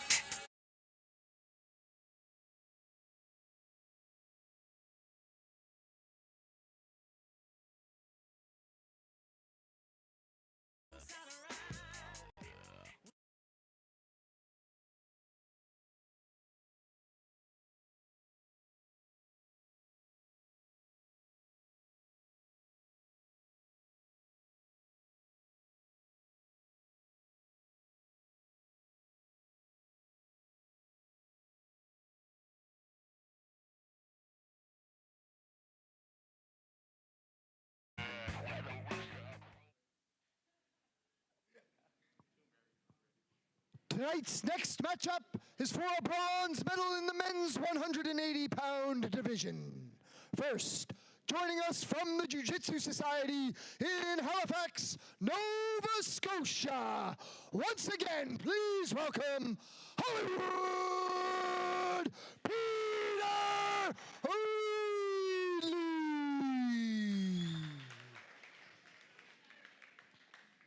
And representing Woodshop Jiu-Jitsu in Antigonish, Nova Scotia, welcome back, Dylan Beaton. All right, this one should be entertaining. Now, it's funny that dance move we saw at the beginning there from Peter, Joel Jacquard just came over and told us that he taught him that. Well, you know what? We're jacks of all trades up at Halifax, so I wouldn't be shocked. Yeah. Joel said he loves to do it in his warm-ups. Oh, Peter immediately gets to the back. On the back. Aggressive attacks right off the bat from a smaller competitor here. Let's see what Peter's aiming for. He's looking for something flashy here. I think he wants a submission of the night award. He might get shrugged off the top, though, if he's not careful. He might try to get an overwrap on that head. Nice. Beautiful reset here from Dillon. Peter, his ability to have fun with this sport really adds to his creativity. He was just in almost like a standing crucifix. He's never too stressed out. And not tired at all. No. He's ready to go for a couple more exchanges. So, and a ton of gamesmanship from him really adds into what is he going to do next, and is this real? And it really confuses you. Just a good pace, right? And I think that comes from his youth. How old is Peter? Do you know? Peter I think he's about 21 years old. He's a student in Halifax, and he trains and goes to school, and he handles his business really well as a young man who's able to grapple and be a professional student. And so you might see a little bit more of that speed-based athleticism to come out of Peter, as opposed to Dillon, who's I think 10 years his senior, at least. Dillon coming in at 32 years old. But if Dillon can keep pressure like he is right now on the top of Peter's head, well, Peter dancing. He's got a lot of flashy moves, eh? Yeah, there might be a ballroom dancing background in Peter's. I'm not sure. I thought it was just jiu-jitsu, but, maybe he had some dance background. If jiu-jitsu doesn't work out. Dillon trying to get a wrap on the head. They're both fighting for some inside control there. I wonder with that move right off the bat, if Peter realized that, that might not happen again, Dillon's going to be watching for it now because he slowed down his pace. Yeah, you don't see him as aggressive, but again, that could be an energy thing. I mean, we're 2 minutes into the match. Maybe he burnt out some of that explosiveness, but I highly doubt it. Nice little step back there from Peter. Still showing off a little. The showing off is all well and good, and it's part of his game, but you would want to see some action from him, because he needs to get in. He needs to kind of get to more dominant positions. Dillon keeping his hips in close like that would give Peter an opportunity for a double leg. Mm-hmm. Yeah, and I mean, Peter is athletic enough to get in there and really kind of drive that takedown over, but Dillon's really competent and really comfortable playing off his back, and if he elevates you, then it's dangerous. Yeah, and that's maybe the danger of going for a takedown. If you don't land in a favorable position, or if you're not tight enough and you give Dillon the opportunity to attack, it could go downhill really quickly. True, and Peter's in on a single right now. Nice. Good leg wizard by Dillon. Reaching for the back again. Oh, beautiful throw. Great job by Dillon. And Dillon has attached himself to the head of Peter, and let's see where he goes from here. Work him down to the ground. Peter doing a great job of keeping that arm high to avoid the step over from Dillon there. He might... Oh, I thought he was maybe looking for a Peruvian necktie, but... Oh, a fancy little gator roll to escape that. Peter is game. Behind all the flashiness of Peter, you really have to respect his skill and creativity in there. It's easy to get lost in his gamesmanship, but when you really break down the way he just escaped that with the gator roll, or the way he's looking to attack off arm drags, it's very interesting. He has a very unique style, and I don't think anybody else in the Maritimes has that. No, it's I think, again, it plays off of some of his youth, but yeah, there's some creativity there that you see is very unique to him. Right to the back and the takedown. Scrambling back to the feet. A lot of action, but not a lot of positions being secured. And that's what you want to see is... You get the takedown, you want to be able to hold position and start working. As opposed, if they go back to standing, you have all that effort for nothing. Yeah, and you have to assume the size difference is really part of that, right? It's you take someone down, and if they get a little bit of space and they have 20 pounds and 6 inches on you, they might 6 inches, yeah. Yeah, they might be able to elevate you back up and get enough space to stand up. Yeah, and it could be a fear thing too. Maybe he doesn't want to get entangled in certain positions, so he might just abandon it. Yeah, which could be a very high IQ play by him. They're familiar with each other too. Peter has trained under Dillon, so he knows where he can't be, and you have to assume that plays into every decision he makes. Yeah, especially with these East Coast guys. A lot of people cross-train, so you start to understand some people's games, and if they match up against each other, it might create problems. Hard to get openings. Dillon trying to wrap. Dillon looks to be more of the aggressive. Nice, beautiful takedown. Chase the hips. Onto the back now. And that is the danger of Dillon Beaton. He can get into any position very quickly, and once he's there, he doesn't let you back into the match. Dillon chased those hooks, didn't get it. Now just has a top. Doesn't have it in arm. Chasing the Nice back go again. behind. And Peter right back up. Honestly, great job. Having Dillon anywhere near your back is usually not a good thing. Beautiful takedown by Peter there. Can he roll and stay on top? Leg entry by Dillon. This is what we talked about. If you don't land in a favorable position, then You can Dillon end can up here. end up here. Almost has the saddle. He's got a very far reap across the hip there. You know, and as Dillon gets deeper and deeper the legs, the winning percentage for Peter starts to slip away. Yeah. He really needs to get his knee line free. He really needs to hip out. And that he heel can't is have so that. exposed right now for Peter. I bet you Dillon's just looking at that. Yeah, you could tell he was seeing it. Yeah, Dillon's very aware of where he is right now. He's very talented with the legs, and he's looking for that heel hook right now. Yeah, he's got the outside heel hook here. Now, if he can fall back and sit on it, he's just trying to get control. And Peter's doing a great job of trying to pummel his leg. But I don't think that's going to be a big deterrent for Dillon. You know what, though? Both of these guys are composed. Peter's defending really well. Yeah, he's not worried. You can tell he's comfortable in the position, but Dillon's just looking for a way to expose that heel. There we go. He's starting to push on it. He could turn this into a toe hold of some sort if he sits away on it. Yeah. Or even a knee bar there. The way you can push across on that leg. It's, I just grimace looking at what's going on with their legs right now.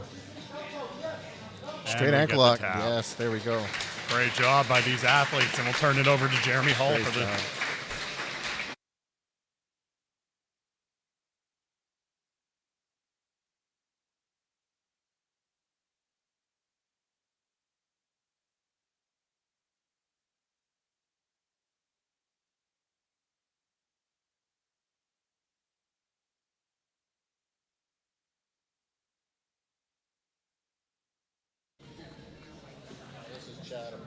All right, now on to Ben, Mr. Entertainment Lease versus Chad Fleck, one of my must-watch matches of the night. Should be a great one. Ben coming in with quite a lot of experience in a few varied areas. 1-0 pro MMA. Recently won in Super Fight versus Jake Stevens by submission at BGS 7 in 2024. And Chad is no stranger to competition, an ADCC Open gold medalist. He has won various local competitions, and he has won on the BGS before.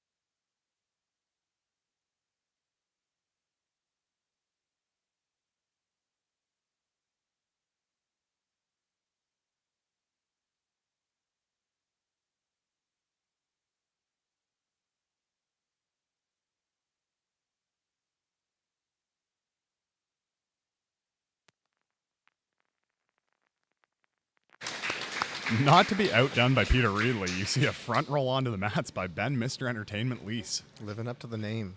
I think those two might need to get together for some like content creation podcast or something. Those guys are entertaining. I would love to see those two characters together. Yeah, but before that, Ben's got a big test in front of him right now. He's taken himself out of his comfort zone and getting into more grappling events right now to really elevate his game, and he picked a very good opponent.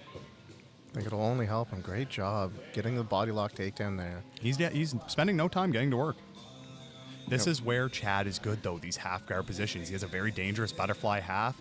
He's got really good Kimuras, leg locks out of the half guard position. Have you trained with him some?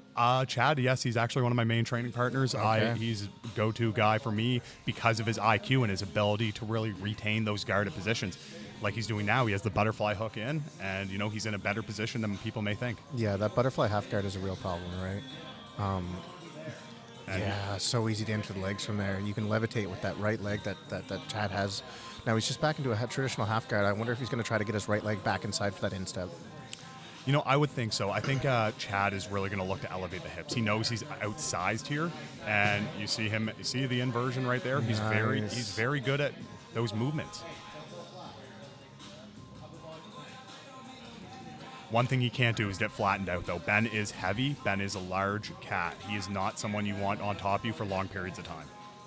No, just weighing on you, but it looks like Chad's trying to reach for that left leg of Ben and levitate him. Now, he could also look for like some type of John Wayne sweep where if Ben's too heavy on that right leg, he could tip him off to the right. But we'll see how Chad deals with the pressure of Ben. And what makes Chad dangerous is he's got such a deep toolbox to pull from.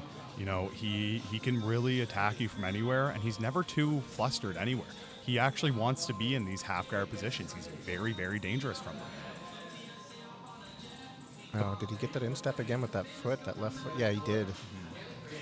Ben's doing the right things, though. He needs to address that butterfly hook a bit better, but he's keeping heavy pressure. He's looking to do chest to chest as much as he can. Now what I just saw from Ben, which is really interesting, and I've been playing with this recently, is that thumb into the armpit to kind of shut down that butterfly half guard there. Now, it worked for a bit. Chad was able to levitate there, but he settled back into a half guard, and Ben's looking to put some pressure in now. Yeah, and this isn't a bad game plan for Ben. Ben is very large, creates a lot of pressure. If you're going to be on top of someone who you got a weight advantage on, use it. You're there, use it. Now, if Ben can use his left foot and get an instep and try to get some pressure through, he's got to get a little bit more tripoded, though, a little bit heavier on the front. You can see Chad looking for that John Wayne sweep there. Yeah, he feels his weight very well. Ben heavy underneath that elbow, that left elbow of Chad on the bottom there. That's a big key piece. If he gets that arm in and can get an underhook, he might be able to start escaping. But until then, now the arm's out. That's not good for him. If Ben's able to keep that tripod and, there we go, some of that pressure. Now Chad got a frame on the inside, able to make some space.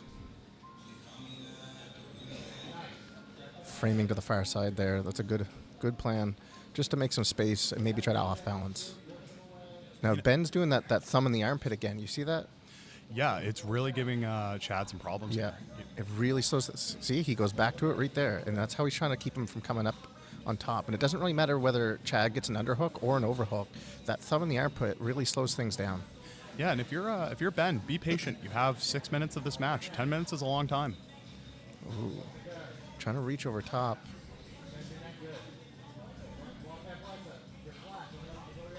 If you're Chad, you got to think about the clock running down now. You have about 1 minute before points, so I think there's a time to kind of regain some positioning. It's right now, and you see him entering the legs, and this is where he can get dangerous. Perfect timing too, because if this plays out for another minute and Chad ends up on top, he might get sweet points. We're getting close to points, folks.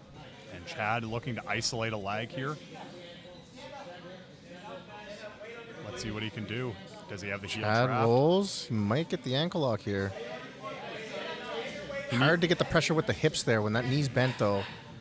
Ben doing a great job of coming up on top. Yeah, if you're Ben, you want to get a crossface on. There he goes. Great job.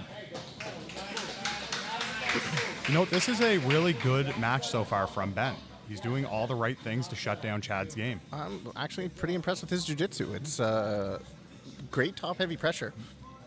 Well, he's an athlete. He's a learner. He works a lot on his craft. You know, he doesn't want to be just a guy who goes in, gets some MMA knockouts. And let's be honest, those are impressive wins. But when it comes to grappling, he sees that he has to get better. And he's clearly been training and he's clearly been improving. Oh, absolutely. This is definitely an improvement over any of his last showings. I'm really impressed with what I'm seeing here. Now, he's doing good at keeping that far arm isolated. If he can keep ratcheting it up and start to look for some type of pass or just transition to mount. I love going to mount from here. If you get that instep with your left foot with a top-heavy tripod, he might be able to just pass through the mount with the pressure. Yeah, and, you know, every second that ticks off here, Chad is going to be a little bit more tired. He spent the whole match on bottom, but he's looking for a Kimura now. So can he dig this Kimura out? He can look for a sweep because he has that butterfly hook in. Yeah, has that butterfly hook. Wasn't able to do anything with it. Lost the Kimura attempt.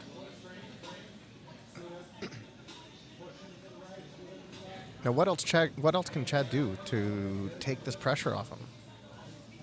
You know, if I'm Chad, you know, at some point you can just go with the conventional framing, right? You got a frame, you can go up to dogfight and get to the back. You haven't moved a ton outside of the leg, so if you're looking for something to switch it up and you're under there, maybe look for some old school dogfight and get the sweep. Yeah. Now, points are on, folks. There's 3 minutes and 45 seconds. Oh, he's got his arm isolated. He needs to get a bend in that arm, though. Right now, Ben can defend where it's straight. And lost the arm again. That's too bad. He was really close. Ben can get the pass. He'll get the points. He just needs to get that leg free. Yeah, but that just shows how Chad is dangerous from there. You know, he can always just ditch out to a Kimura attempt. He knows where he needs to be. And if you're Ben, you really got to focus on passing. Keep that heavy cross face, and you want to walk that foot up. Drop to your hip and walk it up. He's having problems with that near side frame that Chad keeps presenting on his hip. And I teach this often is trying to deal with that near side frame is more important than even the underhook. It's their ability to get on their side. It's their ability to frame and get out. If Ben can deal with that, he might be able to get through those legs. Now he's looking for a knee cut here. You know, in this, if you're Ben, maybe stay a little bit more patient because I know you see the clock winding down. You want those points, but if you elevate yourself, you know, Chad might be able to enter the legs. We've already seen him attack at one point. We're back to that chest-to-chest pressure that's been keeping Ben ahead in this match. Yeah, and he's deep on the arm this time, so now let's see if he can actually get the tripod on that instep with the leg. He's been struggling throughout the match so far, but if he can pull this off this late in the match, it might solidify the win for him. Yeah, we have 2 minutes and 25 seconds left, and it's tied 0-0. So any points right now, it is big. Now, Chad's doing a good job of pummeling that hand back inside, but as long as Ben keeps that elbow high and a good maybe S-grip on those hands, he might get swept here. Oh. And this is exhausting for Chad. But was able to make space again. He needs to avoid the chest-to-chest position, really. Yeah. I think that's been the hardest point for Chad to really build himself back out of. So if he can avoid the chest-to-chest, like he has now, he got him in his closed guard, then it's going to be a key to victory. Now they're going to reset them. Time stop. 1:45. And you know what? It's tied 0-0. Folks, this is a nail-biter. There's been nonstop movement this whole event. This whole match, rather. Yeah, neither guy looking to give up too much or risk too much. You want Ben, who's trying to stay on top, and you have Chad, who's trying to prevent the pass at all costs. And it's just a battle of technique at this point, right? And on the other hand, too, you got to risk it for the biscuit sometimes. Exactly. Yeah. If you want to be Mr. Entertaining, then let's see something entertaining, right? And you know, getting a win over a marquee MMA fighter in the Maritimes is always good for your resume. That's true too. See, again, that bottom frame and controlling that wrist is really stopping Ben from being able to get close. He can't quite get that crossface. Now, he does have control of the bicep now, which might help a bit, but it probably isn't enough for him to really get him flat. Yeah, Chad looking to sit up. He might try to wrestle up here. Ben going for the darts. It doesn't look like he really has. It looks like it's more of a crank on the neck. Kind of shallow. Yeah. And he's got his head out. Great job by Chad. With 45 seconds left, you really have to see who's going to push the pace. Yeah, you almost need to see some type of explosion with that levitation. There it is. Yeah. You never want to leave it into the hands of the judges because this is a hard match to call. They both have sub attempts. Yes, Ben's been on top, but Chad's really been spamming attempts and been aggressive. So Yeah, we haven't seen a lot of his submission attempts from Ben's side, so it'll be interesting to see how this goes if it goes to the judges. just another day that I thank God that they put me behind the commentary table. I'm glad I don't have to make the decision.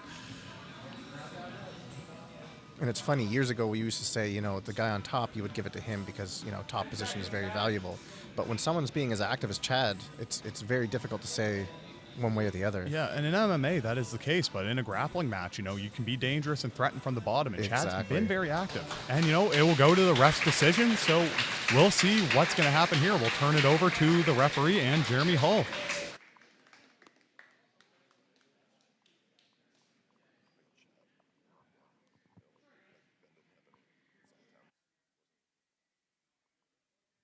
Winner by referee's decision, Chad Thalie.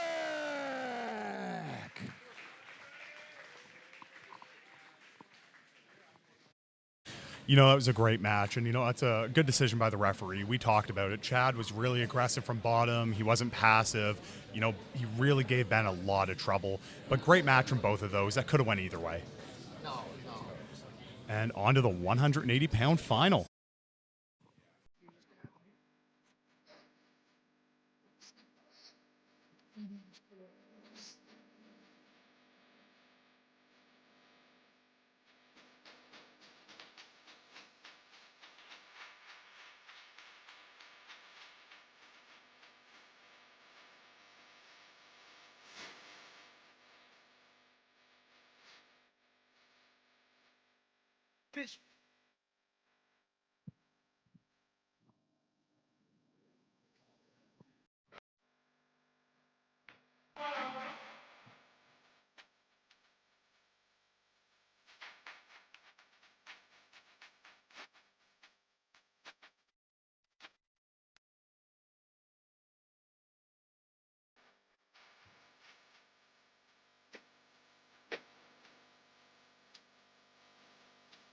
Shit.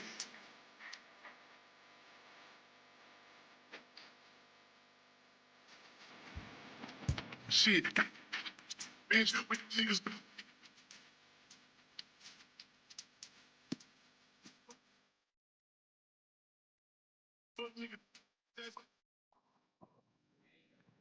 Tonight's next matchup is a #1 contenders match in the men's 180-pound bracket. First, representing Sprawl or Brawl Mixed Martial Arts in Glace Bay, Nova Scotia, the former Breakthrough Grappling Series champion, Adam McNeil.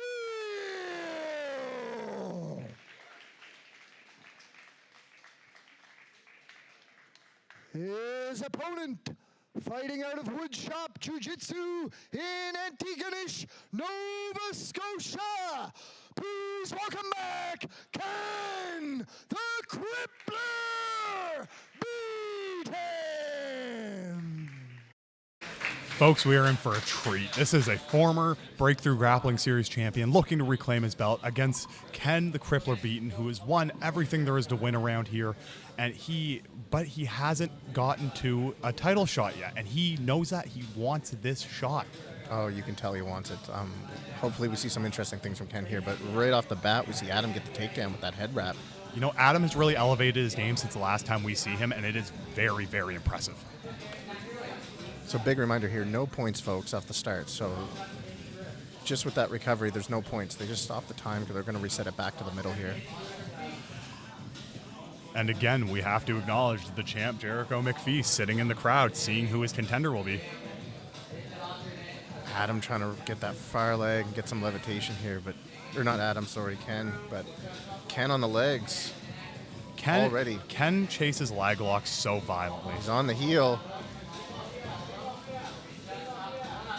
Great job by Adam to get out of there. He was in a bad spot. And that's what I'm talking about in this elevated game by Adam. He knows where he is. He's put a lot of time in working on lag locks, getting in those shootouts. And this is a very good test for him because Ken is probably the best lag locker we have in the Maritimes. Yeah, Ken recently won gold one of the Rogue events, both his division and the Absolute. Cleaned house. So let's see where Ken goes from here. He's thrown some leg locks at him, and he's thrown some other stuff at him. Let's see if he can elevate, get into the legs, or if he's going to go with, he works a lot of K-guard stuff. Let's see if he looks for a K-guard armbar, something along those lines. Adam playing smart and just being tight. I don't think he wants to give Ken any space to get into the legs, right? Normally, I would say I want to see separation and you look to stand up, but this is the exception to the rule. Here we go. You do need to eventually get out of that closed guard, but you don't want to willy-nilly stand up and give him your legs. Ken's so good at getting on his side like that and cutting that angle to try to attempt that arm attack or a sweep. Like, just the possibilities off that angle that he had was already threatening to Adam, but Adam did a good job of kind of flattening him back out and squaring back up. And you see a good line of communication between his corner, his brother Dylan Beaton, who came third in this division tonight, and Ken himself. And, that's really important because we talked about the aspect of coaching, especially when you have an opponent who's as good as Adam. Yeah, we got Adam. What a stacked division this was. No, this is incredible. Adam's doing a good job with that frame. Just staying inside, trying to be patient, trying to find some way to open up that guard of Ken. Ken getting that angle again. He's going to be looking for a sweep, maybe some type of triangle setup. Like that leg is very threatening the way he has it hanging up there, right? Adam's really trying to make this uncomfortable for him, though. He was going with his head into his chin, really trying to force whatever closed guard he had for it to hurt and maybe gain some separation.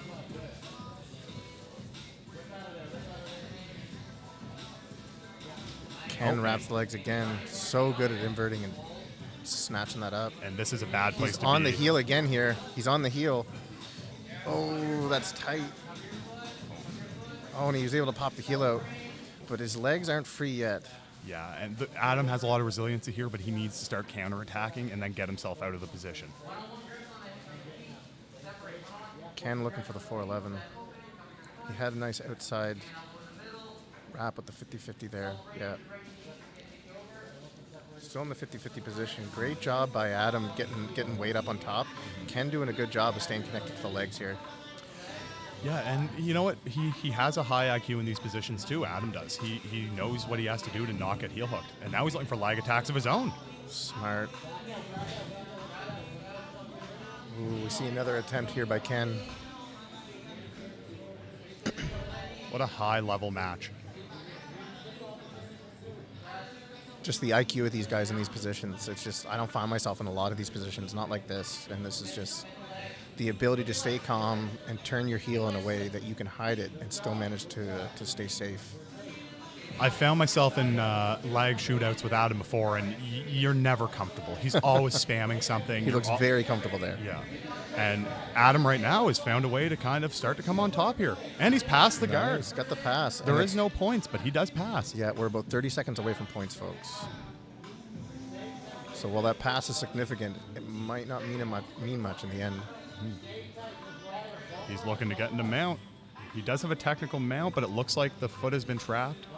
Chasing the back, but gave up position. Ken's on top now. He does have the arm that he might look for an armbar. And now it looks like Ken is near on top, and with 8 seconds left, if he can solidify. Oh, another sweep. All right, folks, I know I've said it several times, but points are now in effect. Yeah, points are in effect, but I wonder if that's going to be seen as a reversal more than anything. And was it too late? It did happen before the points became in effect, so now we got to see who can do that again, who can replicate the sweep, who can have that success with the passes, because now the points matter and they come in a big way. And as the clock winds down, they mean more and more. Great back and forth action so far, both exchanging top positions and leg attacks. I would say there's a little bit more aggressiveness from Ken on the attacks. I've seen Adam defend a little bit more, but that said, at this high level, watching the defense is a thing of beauty in itself. Yeah, there's so much IQ that goes in defending heel hooks, because one wrong move, if you zig when you should zag, when they have your knee line, it could spell disaster. Yeah, that's your MCL gone. Well, that's why God gave you two. You see a lot of lower belts when they attack legs. Sometimes they turn the wrong way, and they almost put their own leg in jeopardy in a bad spot. And it's one of the first things you have to learn when trying to unravel some of these leg entanglements is not turning to make it worse. Yeah, and that's one thing that makes the heel hook game really dangerous, but really hard to learn, because if you start working on it in a wrong way and you build bad habits, when you get to the higher level, you put yourself in very dangerous positions. Yeah, some of these guys that latch onto it so quick, man. I wonder if they'll get them to reset. Yeah, there we go. These guys are coming back to the middle a little bit. Makes it easier for us to see. There's been no backing off from Adam in his passing game. He hasn't taken a second, and he hasn't backed up. He hasn't tried to goad him to get back on the feet. Now he's engaging, and I love that. I love to see that because it means he's not scared of whatever Ken has to offer. And that in itself is a big testament to his ability to do jiu-jitsu. You need to have that confidence if you're going to have a good top-heavy game and avoid some of those tricky situations. Interesting to know, Adam recently came 4th at the EDC Montreal in 2025, which is a big accomplishment at the national level. Very tough guy for anyone to go against. And you see here, he might actually get the pass. He might end up a mount. He does. He has that quarter mount position now, trying to get the wedge. He does need points, or he does need his foot free for these points. And he's got double unders too. This is not a good position for Ken.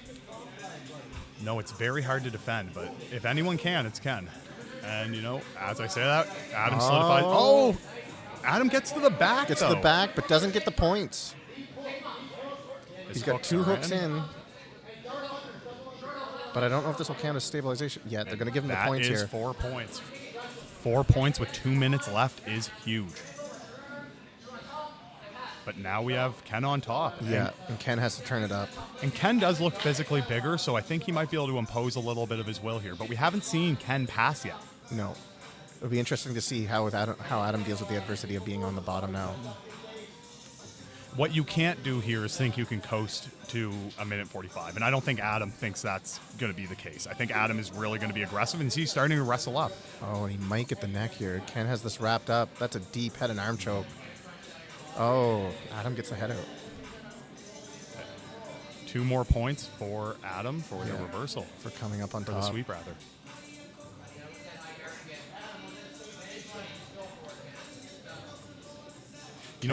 Sorry, go ahead. Ken really has to look for a submission here. He is down on points, and if anyone's good at last-minute dangerous submissions, it's Ken. But he needs to make something happen here, and he knows it. Yeah, he's got to be pretty aggressive over that last minute. He's got to go for broke, because if he wants to put his name and punch his ticket for the championship, we need to see some action from him. And it's sad, too. It's been a close match. It hasn't been decidedly one way or the other, but the points making up the difference here, folks. Struggling with the pressure of Adam, and I think Adam is hoping to coast out these last 40 seconds, perhaps. Well, with 45 seconds left, you can't take any risks. You're going to get the win on points as long as you don't get subbed, or as long as you don't get reversed and mounted. So if you can keep a safe, strict game plan right now, you can get your title shot. And that's really what he's hunting for, right? An opportunity back for that title shot. And I know Ken right now realizes he needs to make something happen if he wants that title shot. Yeah. Adam just staying so tight, keeping his elbows down on the hips of Ken. This just shows Adam's evolution as a grappler. He has really elevated his game. Yeah, to beat someone like Ken is a big feather in your hat for sure. Oh, for sure. What a match, folks. Adam McNeil returning to the title picture with his win over Ken Beaton. Great job. What a match by both these grapplers. Turning it back to Jeremy Hull for the announcements. Your winner by points, Adam McNeil.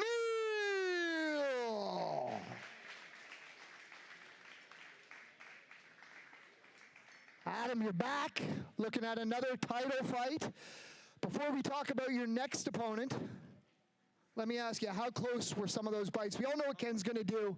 How close did he get on some of those ankle connections? The first heel hook he tried was pretty spooky for sure. But once we were belly down, I didn't feel like he'd actually be able to break me there. So I was like, okay, I can chill. But while it was happening, I was like, oh shit, he might have got me. But once we were belly down, I felt safe.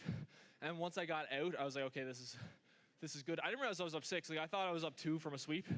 And then I heard 6, and I saw a middle. I was like, okay, I'm just going to stall out because I'm exhausted. And he's so dangerous. that one means a lot to me because he's beat me 3 times before. So that one, like, I really, really wanted that one. So yeah, that one meant a lot to me. So I'm really happy to win that one. Well, congratulations. And, you know, some people may not realize how difficult it is to stay composed in some of those positions. I thought you looked excellent. You're coming back for a rematch against the champ, the man who took your belt. Any words for Jericho? Jericho's awesome. He's really, really good. I both look forward to and don't look forward to rolling with him again because it's a good challenge, but he's very, very hard to do shit with. So I look forward to it. It's going to be a fun match. I'm very excited for it. Well, Adam, I've seen nothing but improvements from you. You're looking like a great challenge yourself. Congratulations. New #1 contender, ladies and gentlemen, Adam McNeil. Well, back to the title picture is Adam McNeil. Yeah, he definitely deserved that win. That was a great showcase of some high-level leg lock defense and facing some adversity and getting back on the top to get those points. And we're getting to see a face-off between our champ and the former champ and current #1 contender. Our first rematch on the Breakthrough Grappling Series for a title. How exciting is this, folks? Well, you know, as you see the Breakthrough Grappling Series develop, you see these storylines, you see these two fierce competitors who are familiar with each other, one who's elevated his game, the other who's been in the training room with the belt, motivated to keep it. What more could you ask for? Yeah, that's incredible. I think we got to talk about those socks that Jericho has on, though. Jericho is a man of style. He is. And an intense grappler. All right. We have 2 great competitors coming out here. We have Thalie Levesque and Tori Smith. For the 145-pound championship. This will be interesting to see. Folks, Tori reigning champion. Tori is the reigning champion.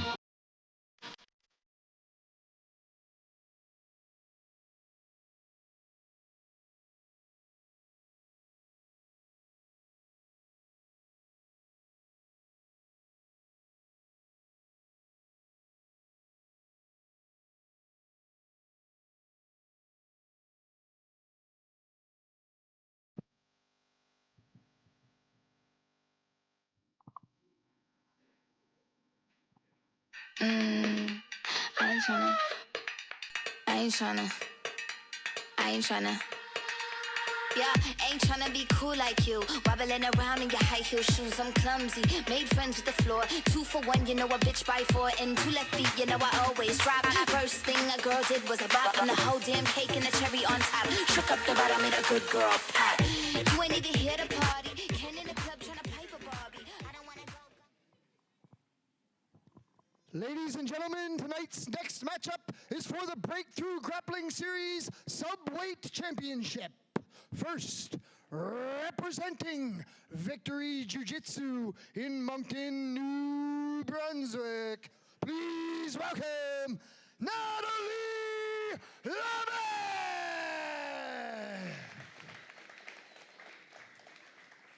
Her opponent, fighting out of Westside MXT Jiu-Jitsu in St. John, New Brunswick, the Breakthrough Grappling Series Superweight Champion, Tori Smith! All right, this is a great matchup. You have easily barn burner. Who I think is the most active competitor, Tori Wilson, on the East Coast. She has 93 wins on Smooth Comp versus a competitor who's virtually unbeaten around here. You know, she only has losses at the highest of levels, and they've met before. And you know, I think Tori wants that match back, and this is her opportunity. Yeah, this is incredible. Thalie has 46 wins, 45 by submission. That's incredible. And that's Natalie, and Tori has 93 wins, 59 by submission. So both love to hunt for it. That is if I'm not bad at math, which I may be, that's 139 matches between these two competitors. Yeah, they're very active. So to see both them kind of go at it, this is a real treat for the fans, I think. That's 139 wins, Alex. Yes. Oh, yeah. my. Yeah, these are 2 of the best female athletes on the East Coast right now. So it's great to see them fight off together. And right now you see them pressuring into each other. We got a nice 2-on-1 with Thalie there, but you know, Tori has a great stand-up. She's a brown belt in judo, and that shows in her matches. She's scrappy, man. She is very scrappy. Doesn't like to give up position. She gets a little aggressive. You see with those hands there on the head. But Thalie doesn't really seem impacted by it much. She's kind of embracing it and still coming forward with the pressure. Well, both of these girls love a challenge. I don't think you're going to see either one of them take a step backwards. Yeah. Like they're right now just pressuring into each other, heavy collar ties. They both have to respect each other's stand-up games. Both looking for some judo. Thalie also has some great judo throws, though, so Tori really has to watch out. Thalie really likes that overhook. She sometimes goes for that elbow lock there when you have that overhook in the arm. She likes to look for that. Nice throw attempt there. Yes, there we go. Tori getting Tori in on the legs. legs. Pushes her off. Now you see Thalie start to wrestle in. Yeah, and that pressure is what's going to be the story here, I think. Thalie really knows how to get on top, put pressure, and put Tori in a bad spot. Yeah, where you don't want to be right now is underneath of this pressure with 8 minutes left. No, that's going to be a long match. Yeah, great pressure here. Thalie can get around that bottom knee. She'll get that pass. It won't mean much right now in terms of points, but for positioning alone, to cook your opponent for those first few minutes in a really dominant position is a real game changer. Yeah, and she's moving to north-south right now. She needs to clear that knee, but Tori's looking to enter the legs. Is this a new part of Tori's game we're going to start seeing? Is a very leg lock-based Tori? Very possible, especially no gi. You really only have two options. You either attack the upper body or you attack the lower body. Yeah, so, no matter how experienced she is, people forget she's a young grappler. She's only 20 years old, if that, and she really, really learns. And each day you see her on in an event, she learns more and she competes at a higher level. yeah. Tori, I think you said she's competes in judo as well. She won gold at the Atlantic Judo Championships. But obviously on the ground right now, we'll see if her jiu-jitsu can prevail. Thalie on top, that's a lot of pressure to deal with. And like we said, this is a place you don't want to be with a lot of time left. Thalie really excels when she can cook her opponents and force them to make bad decisions to try to switch position. Yeah, this is Thalie's world right now. She's going to have a fun time here. Natalie is a brown belt training out of Edmundston with the Victory Crew. They have some tough folks. Now, I don't know what the training room's like up north, but I know if she comes down towards Moncton, maybe goes to Halifax to train a bit, she has some great training partners to work with, and it really shows with her top-heavy game, right? Yeah, well, you also see her evolve too, right? And that's what's impressive. When you get a grappler at this high level with this much skill and they're constantly getting better. Great job isolating that firearm. Right now, maybe looking for a Americana or a key lock as she slides into mount. Yeah, Tori having a real hard time dealing with this pressure, but was able to wrap her up in a half guard again. See if this means much. Oh, she's able to get out. She's back on the legs. Looking for the heel. Is this a part of the game that Tori is really trusting in herself right now? Tori might be coming up on top here. Nice job by Tori to get the reversal to come up on top. We're a minute away from points, folks. You know, I don't want to speculate too much, but we do see a taped up foot on Thalie. So if Tori's going to keep attacking that left leg at Thalie, maybe you'll see something happen. Yeah, But Tori's very dexterous. Now Thalie has entered the legs herself. Might be looking for a toe hold. Yeah. Trying to pass the leg across. Tori doing a great job of getting weight on it, but she might get caught in the knee bar here. For the knee bar. It's shotgun now. This is tough. She's in a bad spot right now. That looks deep. She's trying to push the legs down. This is dangerous if But you I'm let not these quite go. sure if Thalie has enough pressure on that. Her leg looks super extended, though. That doesn't look comfortable.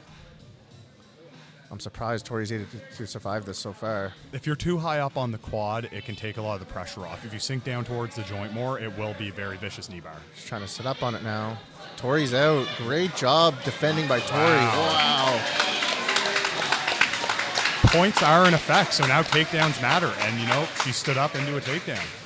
Yeah, she might get points right off the bat from that. The activity in these fighters, though, they're not slowing down. It doesn't look like they're going to give him the points there. Going to restart them back to the center. They have given them points. They did give the 2 points.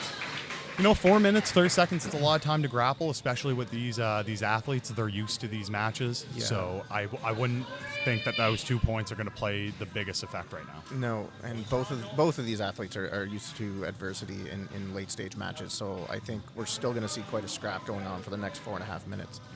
Well, and you saw in the last Breakthrough Grappling Series match, Jen Jennings really brought it to Tori, but Tori was able to prevail, really outlast there. So is the same thing going to happen here? Be interesting to see how she deals. Looking for an elevator on the bottom sweep, with this perhaps? closed guard. Oh, Nice she gets push. it, and she comes up. Great sweep. That's 2. There we go. We have a tie match, folks. Oh, and Thalie's Thalie back on the knees. knee bar. This looks like it could be tighter. She can shelf that down. And yep, there's She got the tap. Thalie got the tap. Great job. Great job by both these grapplers. We have a new 145-pound champion.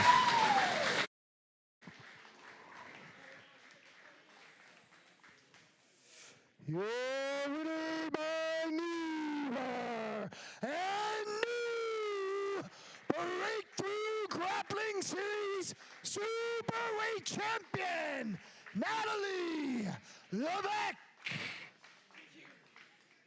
Natalie, it's the first time we've seen you here at Breakthrough. Where have you been hiding? You had a hell of a match. Tori brings a lot of energy. It looked like the strategy was kind of to slow her down. Did you start feeling like things were going your way once you started getting on top and putting the pressure on? Yeah, sorry. Take your time.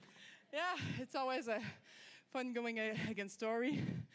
And yeah, I didn't really have a strategy. Sorry for my English. Yeah, but it's always go with the feeling how the other one is reacting and yeah, work my way. Well, you looked fantastic, and 2 nice bites on that knee bar. You got her with the second one. That looks like a technique that you just had in your back pocket. Is that something you play? Well, not really in that way, but yeah, I kind of like to play with those knee bars. Well, congrats again, and it's great to see you out here. We're always looking for strong competitors like yourself. Can we expect to see you back for a defense soon? Of course, if the life is allowing it, I will be there for sure. All right, ladies and gentlemen, once again, your new Breakthrough Grappling Series champion, Natalie Levesque. Congratulations. And we have a new champion, Thalie Levesque, and I cannot wait to see what her title defenses look like. She is extremely talented, extremely fun to watch, and that is great for our promotion to see that to see a new champion with that much liveliness in her. Yeah, that was really exciting to see. There was a reason I was excited for that match. I knew it was going to be a banger. And now we're moving into our quintet match. This is fun, folks. So for those of you who are watching at home, we're going to have 2 5-man teams, and it will be one-on-one, and as people get eliminated, more people move in. And we'll explain more once the fighter entrances are over.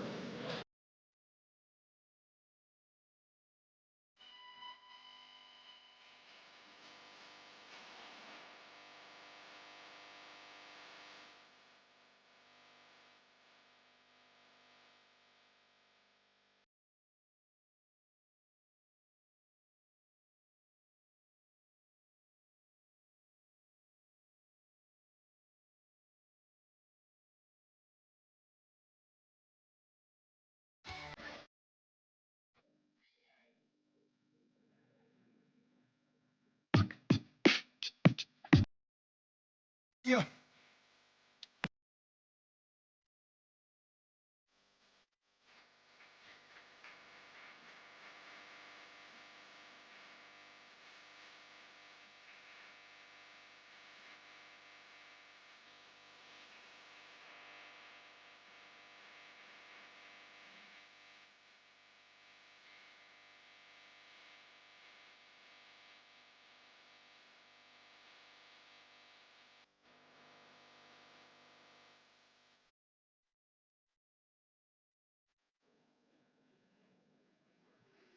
Tonight's next contest will take place in the Breakthrough Grappling Quintet Elimination Series.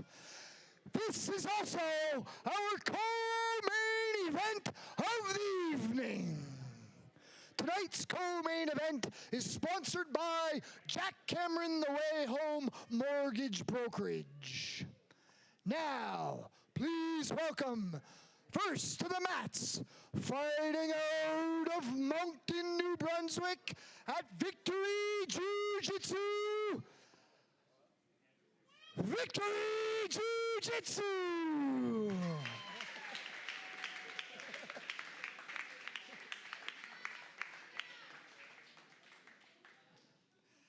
And fighting out of the pit in Gagetown, New Brunswick, GSG Gagetown Submission Grappling!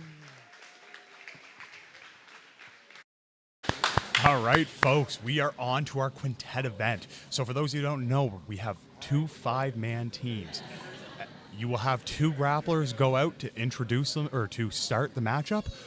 And if 1A loses to 2A, that means 1B comes on and 1A stays. So if Victory has their first man win, that means the pit will have their second man come out to face Victory's first man. Immediately after, right? We have a 50-second break in between for them, and it starts as soon as they get up, Wow. as soon as the tap happens. So this is dynamic. It comes into play on how great your lungs are, how efficient your grappling is, what stack you have in your team, where you have who. There's so many moving parts to this, Alex. Every time we do one, I get excited, and I can't wait. This is exciting. And submission's still the name of the game because submissions is how you win. If it's a draw, what happens? If it's a draw, both fighters are eliminated. That's incredible. So the name of the game really is submission. So we see Jacob Taylor coming out here against Octavio Arana. Jacob Taylor, wrestler. He's age 29. He's a high-ranking wrestler out of the U.S. He's wrestled in high school. He wrestled in college. He's a real problem standing up. I don't know a lot about Octavio. I know he's trained with Toronto BJJ. We'll see how they go here. They're starting off, and we see Octavio pull right off the bat, which I think is a smart move, fighting a really accomplished wrestler. The pit has such aggressive grapplers out of their gym, and they always have different guys passing through. And we have a breakthrough grappling series champion out of that gym. So it's going to be really interesting to see the pedigree of these guys that we are unfamiliar with here at the Breakthrough Grappling Series. Yeah, Jacob looking to wrap up the legs. And we'll see how he deals with Octavio's guard. And that's the thing. Dealing with a guy who has a really good guard game against a guy who's a wrestler. It's your traditional jiu-jitsu versus wrestler guy. Caught in an arm here. Almost. Man, Octavio's quick, eh? He is, but it looks like Taylor is super strong. You can see the strength he's putting into Octavio. Yeah, a bit of a size difference here, eh? Yeah, it is, and that's the interesting part about this is you don't always get favorable matchups.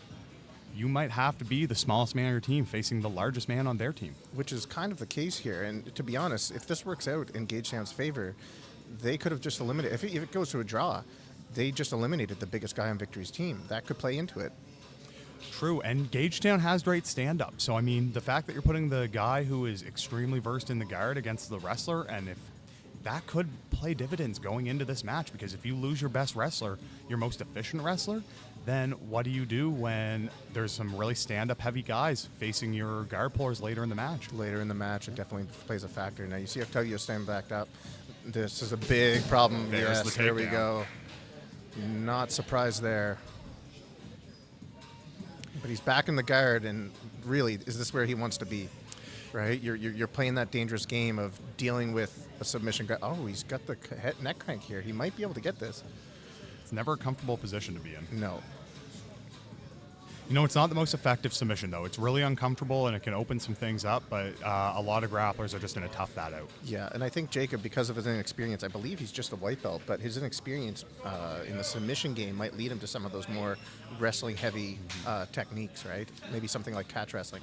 Yeah, and as he gets more winded, what does he rely on, right? Does he rely Exactly. on the Victory Jiu-Jitsu style of grappling, or is he going to revert to his collegiate wrestling background? Exactly. He's grabbing the head again here, trying to pull it up. Really uncomfortable for Octavio. He's doing good at making space, opens up the guard. You know, you got to think that's a game plan is really just to get that guard open. I don't think he thinks he's going to get a submission with that neck crank. I think he wants to get past. Yeah. Now he's got to be careful passing because he could get caught up really quickly. Maybe in a Troy bar there. Oh, maybe back to an arm lock here. Octavio's glued to those arms. Might get the arm lock here. Oh, nice. Jacob did a great job of pulling the arm out.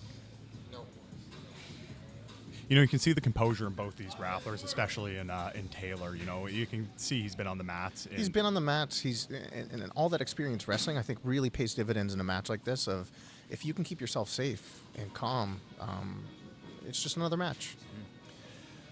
But, you know, if you go the distance, even if you get a sub in the last minute and you don't go the distance and get eliminated, you have a minute to come back. You have a minute to rebound, and that's hard.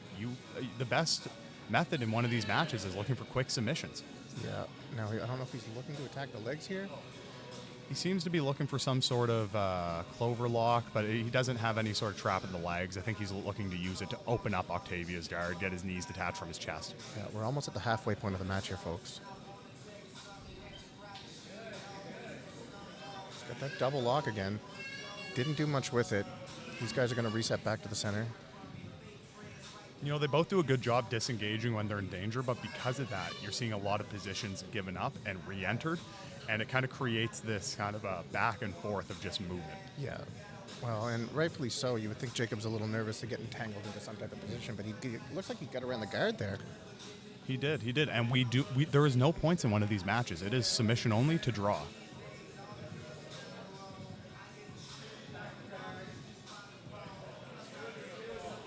Looking for Looking for an armbar, and he's so strong here. And he gets the tap. Wow, submission from Jacob Taylor.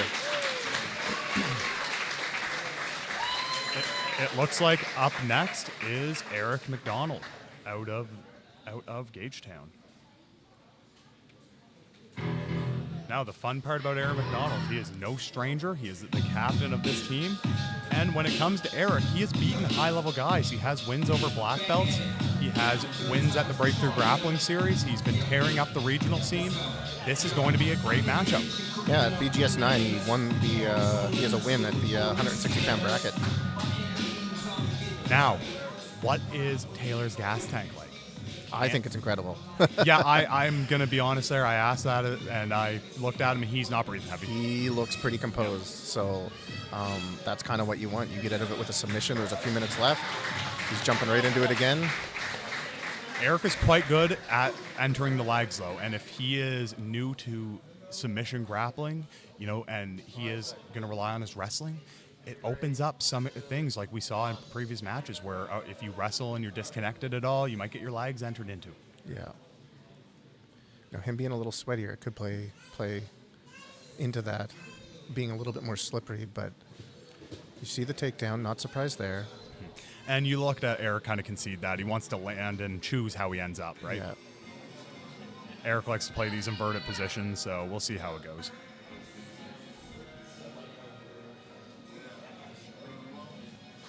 You know, Taylor's been looking at that kind of that jumping guard or pass where he kind of like leaps past the legs. Yeah. And that does leave you open for some leg attacks. But he didn't jump past anything there. He put the head into the sternum and ran the Just takedown. a nice blast double. That was beautiful. That can take the wind out of you, and that might take the wind out of Eric a little bit, but we'll see if he's able to launch any type of attack here. He's still got a little bit more than 7 minutes to work. Might lock up a try. Oh, Eric got an arm looks like lock he here. has an arm bar. Oh, nice. It looks like Taylor is so powerful. He's able to pull very himself aggressive. out of these situations.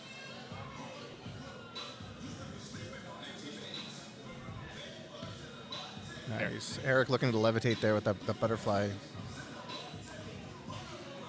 No, we wonder if he can get into the legs here or try to get some type of butterfly sweep. Jacob's doing a great job. Just staying heavy, composed. Yeah, Eric's going to look to slow this down. I mean, he realizes that this guy is very versed on the feet. He's very athletic. He's going to try to jump past the guard. So I think Eric's going to be comfortable looking to try to drag him into these guarded positions. So he chooses not to come up. Yeah. Not surprised that he continues to play guard. I wouldn't want to stand with Jacob either. Nice step through. Didn't work. If Taylor could get a block on the hips as he does that jumping guard pass, he's going to find himself in very good position. Now he might get stuck in a triangle here. We'll see what happens. The Yeah, triangle he is locked up locked. that triangle. Yep. It is at a bad angle, though, so Yeah. he might not be able to finish this. It looks like he might pop his head out here. He does. Nice. Man, Jacob is just so explosive. Yeah, Jacob is really good at figuring the angles out, too. He kind of saw there that if he just pulled himself backwards and hip pulled out of it, then he was going to get some disconnection. That's exactly what he got. Yeah. We see Eric playing a knee shield here, trying to go back to the butterfly maybe. Yeah.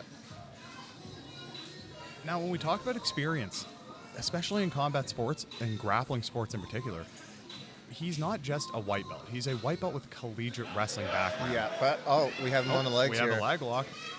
Eric is really good at these. Oh, we see a grimace face from Jacob there. Oh, that's the tap. That's a tap, yeah. Yeah. And that is Great job by That is a Eric. Great job by Eric. He evened the odds now, so we're back to 1-on-1 from both teams. Oh, that doesn't look. Hopefully his knee's okay. Yeah. Unfortunately, folks, that is part of the game. But you see a lot of toughness from Jacob Taylor, and I think you want to give him a round of applause if you're at home. Yeah, absolutely incredible job. Now, coming in right after him is Mike Thibodeau.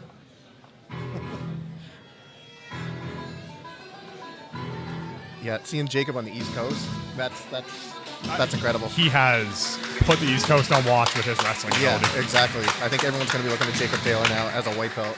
I'd be scared of him. Yeah, Jacob, I think we got to give some credit to Eric McDonald, too. His leg locking for just a young blue belt, really good. And, you know, this is going to be a test for him. Mike Thibodeau is a very experienced, very athletic grappler. Yeah. He's been around for a long time. I know you have a lot of experience with him, Alex. Yeah, rolling with Mike is like rolling with a tornado. It's if you can survive the first little while, you might be doing okay. Great stand-up, great judo throws, good top-heavy pressure, and he's active, man. And he looks to attack Eric's legs now. Yeah, but I think that's what Eric wants. Eric gets back up on top now. Great job avoiding any leg entanglement there. It might be a smart decision after you saw Might his... try to get the triangle here. The top lock is good. Oh, nice. And transitions on top. Beautiful job by both athletes there. I see what you mean about the tornado. Yeah, just constant attacks. He's got a great gas tank. I imagine both these guys do. Yeah, Eric can really get dragged into deep waters and not be bothered. And, you know, but rolling with Mike, and I have experience in competition with him. He is... It's exhausting. It's not just like getting a tidal wave. You are in the shallows Now during he's got this during arm a lock. hurricane. Arm lock attempt here. He's in on it deep. This might be the end. Just needs to get the separation off the grip break, and he can extend, and he He's gets got the the tap. So, And that is the experience of Mike Thibodeau shining through. Up next, we have Charles Gallagher coming in for the pit. Charles is really looking to put people on watch. He's coming off an MMA win, and he's spent some time out west grappling, training, and getting better. And now that he's back on the East Coast, he really wants to make himself known on the scene. yeah, I believe he came 5th at ADCC in Vancouver, at the Vancouver Open in 2024. That said, Charles is only a white belt, I believe, compared to Mike Thibodeau's black belt. We might see a clear separation in technical capabilities here in this coming match. Yeah, but don't let that fool you with Charles. He has been training for several years, and he's really dedicated himself to moving around the country and experiencing different gyms, learning different things, and really building himself up as a grappler. Seems to have a little bit of a size advantage on Mike, too. Yeah, Charles is unassumingly big. He fights at a lower weight class. I believe he fights at 155, but, you know, he's a big guy. Just going for collar ties off the start. You've got to think that he might be looking to tire Mike out a little bit and hope to use up some of that energy. Well, I think that's a key to victory against someone who just kind of had a match going to deep waters, but the takedown from Mike shows his gas tank is alive. Oh, tight on that neck. 10-finger guillotine attempt. Got thrown off the side there. Charles on top. Probably going to reset back on the feet in the middle. Yep. Stop the time. There's 7.5 minutes left. You gotta love Mike. He's out there with a smile on his Oh, face, yeah. He's giving the having fans fun. a great show.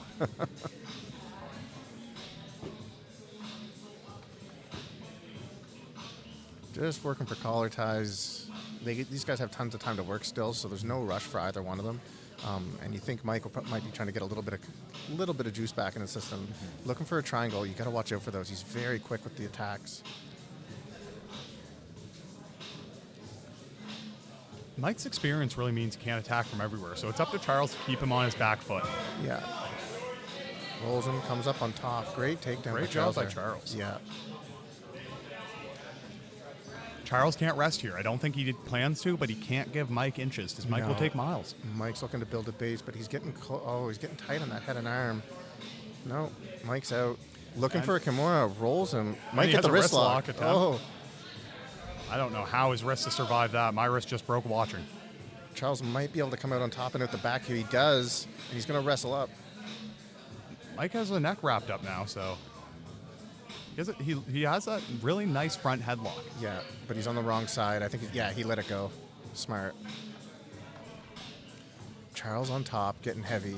Now, if he can get that underhook on the far side and just start pinning that top head and arm and look into tripod and make some pressure, he could put Mike in a bad spot. It's only been 2 minutes into this match right now, so I think it might be a smart idea to kind of slow this down. Really try to wear Mike Thibodeau out. Yeah. Here, Charles, you're on top. Oh, I think there might have been an up kick there, or not quite sure what happened. Small stoppage in the match. And it looks like they'll reset from standing. Oh, they're going to reset with Mike on his back. Yeah, I think it was just an accidental strike. Might have been trying to get some space and accidentally kicked up. And the action's resumed. To be honest, those little injuries are common when you're rolling. Oh, nice. Great takedown. Mike is very unpredictable. Charles, great job reversing. There are some getting great caught. Oh, nice Great knee bar attack by Mike there. Getting the win. You know what? What a time to put the East Coast back on notice, Mike. This is impressive. If you at all forgot who Mike Thibodeau was, you remembered right now. Yeah. Incredible performance by Mike. Now next up is a big test. So that's 2 submissions for Mike. Knocking out 2 of the members of this Gagetown submission grappling team. All right, and right now we have, and who is coming in from Gagetown? Patrick Kingston, I believe. Now this team is kind of built from various guys from around the country who are in Gagetown right now. So do we know where Patrick Kingston is from? I believe he's listed Gracie, New Jersey is what he's tagged with on Smooth Comp. So I don't know if that's where he's trained primarily before he came up to Canada, but he's also affiliated with Gracie Umaita, which is an international affiliation of the Gracie side. So we'll see. Yeah, it says Gracie, New Jersey there. So.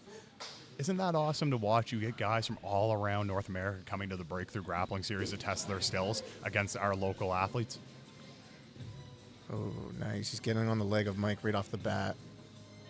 We'll see if he can make anything of this. Let's see. He might get the heel hook here. Oh, and he gets the heel hook on Mike very efficiently. Wow. That was quick, too. Yeah. You know what? That was 15 seconds, 17 seconds into the match. That's a great way to conserve energy. Oh, yeah. That's one way to stay fresh. Great job by Mike, right? To take out 2 of the members from Gagetown by himself, that's a big accomplishment. Now we're going to see a fresh Matt Mazerol, who seems to be the head of this team, right? He seems to be the leader that brings this team out every time. I believe so. Probably one of the most longest-standing members out of the Victory crew. Yeah. Mazerol, a black belt. He's 41 years old. He has 76 wins on Smooth Comp, 61 of them by submission. Yeah, and Patrick Kingston wants to get going. He wants it. He's got a big size advantage against Mazerol here, too. I love the confidence, but you don't want to be too overconfident against Maz. Yeah, Maz can surprise you. And Maz is one of those guys that could be in the worst position, and then before you know it, you've lost. Finds a way out, yeah. He's a game fighter for sure, a heavy competitor, but as we're seeing from Patrick here, he's not afraid. Oh, wow, big takedown. Great takedown. Might be looking for a submission right off the bat. Chasing the back. Maz has to look to retain his guard here. He can't really finish it from that side, so he's going to have to reestablish something here. Might get the triangle. Oh. No. Patrick does a good job of pulling out. But Maz still has the arm. Still has the triangle. Oh, he does. He has the top lock. Tries to battle up on top. It's these grindy positions, these scrambly positions where Matt excels as well. Yeah, he loves these attacks, man, from guard. Whether it's a guillotine or a cross collar choke, if it's in the gi, this is what he's looking for. Loves to sit up, loves to attack the neck. He wants you to make the mistake. That's what he looks for. He looks for you to go the wrong way, zig when you should zag, and then he capitalizes. Patrick doing a good job of just kind of posture up and deal with that head and arm lock. Maz can't quite. Yeah, there we go. He got his head out. Now, you got to wonder if these guys did their homework, right? Now, because where they're not from around here, they might not know how good some of these East Coast guys can be, like Maz, who has all this experience. And you don't want to get into scrambly positions with him because he can end up on your back, on an arm. On a neck. Yeah, on a neck. And that's what he's usually looking for. But these guys are back to standing. I don't know if that's the best. Well, to be honest, if I was Maz, I'd love to be on top. But to get a guy like that down is going to be a task and a half. Yeah, Patrick Kingston is a massive, massive grappler. He is very long. His legs are about most of Matt's body's height. Nice what a takedown by takedown. Nazarol. Man, Maz always willing to surprise the crowd. And Maz has had problems with leg attacks in the past. Yeah, He's got a leg now the entanglement leg here. is- There is a knee bar attempt, possibly. We needs could to see him get his transition to a heel hook. He's got that 411. Yeah, he does. He is close to the heel. He got the knee line free, though. It looks like he has his knee Might line. go to that outside. Yeah, he's got that outside heel. he Yeah, there it taps. is. I thought he had the knee line, but Great you know, job. what a great job to reestablish it. Great job by Patrick. He's able to eliminate 2 members of the Victory Jiu-Jitsu team now, so that's incredible.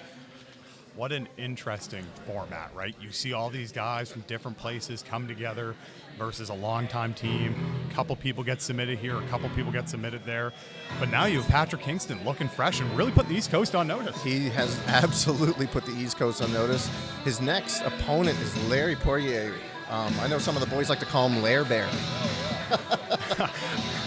An old nickname that he's had. He's a black belt, age 36. Not a lot of He has competed some on the East Coast. I've seen him compete. He's got 5 wins on smooth comp, 3 by submission. Recently won bronze at the under 182-pound black/master division for the Submission Arts Atlantic event. Patrick Kingston just calling for the match to start. I like it. Now here is a size difference. Big size difference. And He's letting Larry him just take it goes down. straight to the takedown. Right in the mount. Yeah. Now, I feel like this is almost Patrick doing it on purpose. Yeah. But I wouldn't be like Larry is very crafty for his size, and I don't think that should be underestimated. No, if I'm Larry, I take this with a grain of salt, and I really want. Deceivingly strong for his size, Yeah. and very scrappy, incredibly technical. I had rolled with him for years, and very fun roll, very tricky to deal with. And if Patrick isn't careful, he could get caught here. Yeah. But he's on to the legs Back to again. the legs He has a again. great leg attack game. Incredible leg game, and I think that's a bit of a weakness on the Victory side. These guys don't spend a ton of time in the legs. Very top heavy, and he got the tap. Fantastic grappling. Wow. And I think we're down to our last Victory Jiu-Jitsu member. No, that was that was tap by Larry with the tap. Wow, okay. think. Yeah, It Larry was. got Sorry, it. I got that wrong. Incredible win by Larry, taking out Patrick.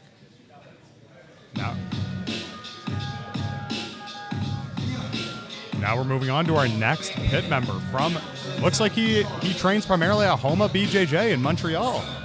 A very, very high-end academy with some of the greatest grapplers in Canada. Yeah, he's got affiliations in Vancouver and Montreal. 28 years old, brown belt. See if he can be the savior for his team here, because there's still 2 members for Victory Jiu-Jitsu, and there's only 1 member for Gagetown here. Down to the last member. Another size difference, though. Yeah, this is, Shepard is an imposing build.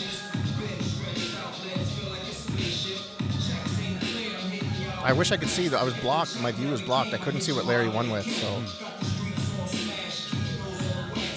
So because of the size difference, they were able to decide how long the match was. I believe Larry said he wanted the full time, 8 minutes, rather than just win or try to draw out a 4-minute match or 6-minute match. I think it drops to. So these guys have 8 minutes to work. He's on the neck already. Front headlock to Gets the the takedown. takedown. The size difference is definitely at play here. Yes, this could play a big difference. You can see Larry's already struggling with the build and the pressure coming from Shepard. Yeah. Now, Patrick could have did the same thing, but I believe he, again, not knowing maybe some of these guys and the experience that some of these guys bring, a guy like Larry is very crafty. You can't give up too much position, or these guys will catch you. Yeah, you never want to be kind of lackadaisical and end up on the losing end of a match. It never feels good. No, we got the pass already from Gabe here.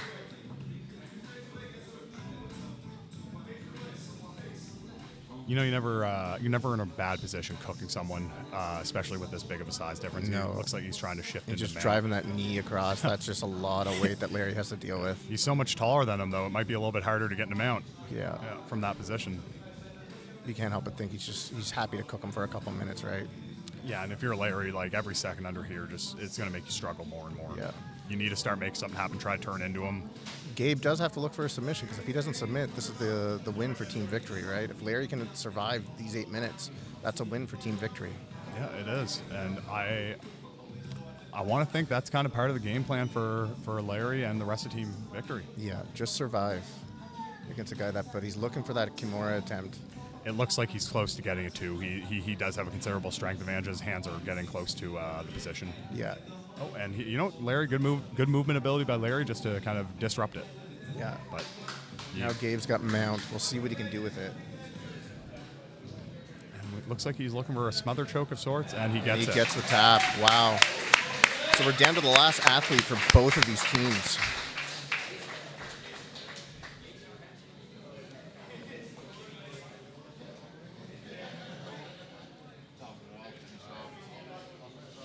All right, now we have John Farrell coming in to see if he can secure the win for victory. Yeah, John Farrell took Brad Smith from Halifax BJJ Society to a draw at BGS 8, so he's no slouch.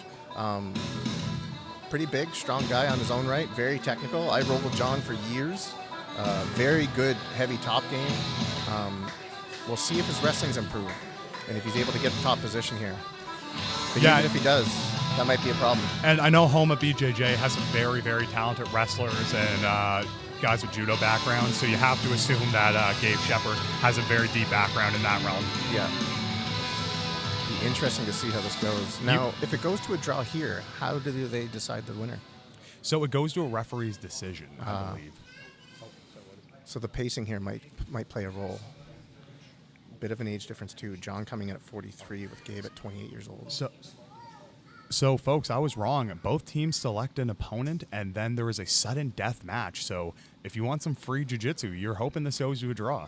But that being said, these are very intense grapplers. I don't know if they're getting there. We see a takedown attempt from John, but stuffed by Gabe. Yeah, not a good spot to be in either.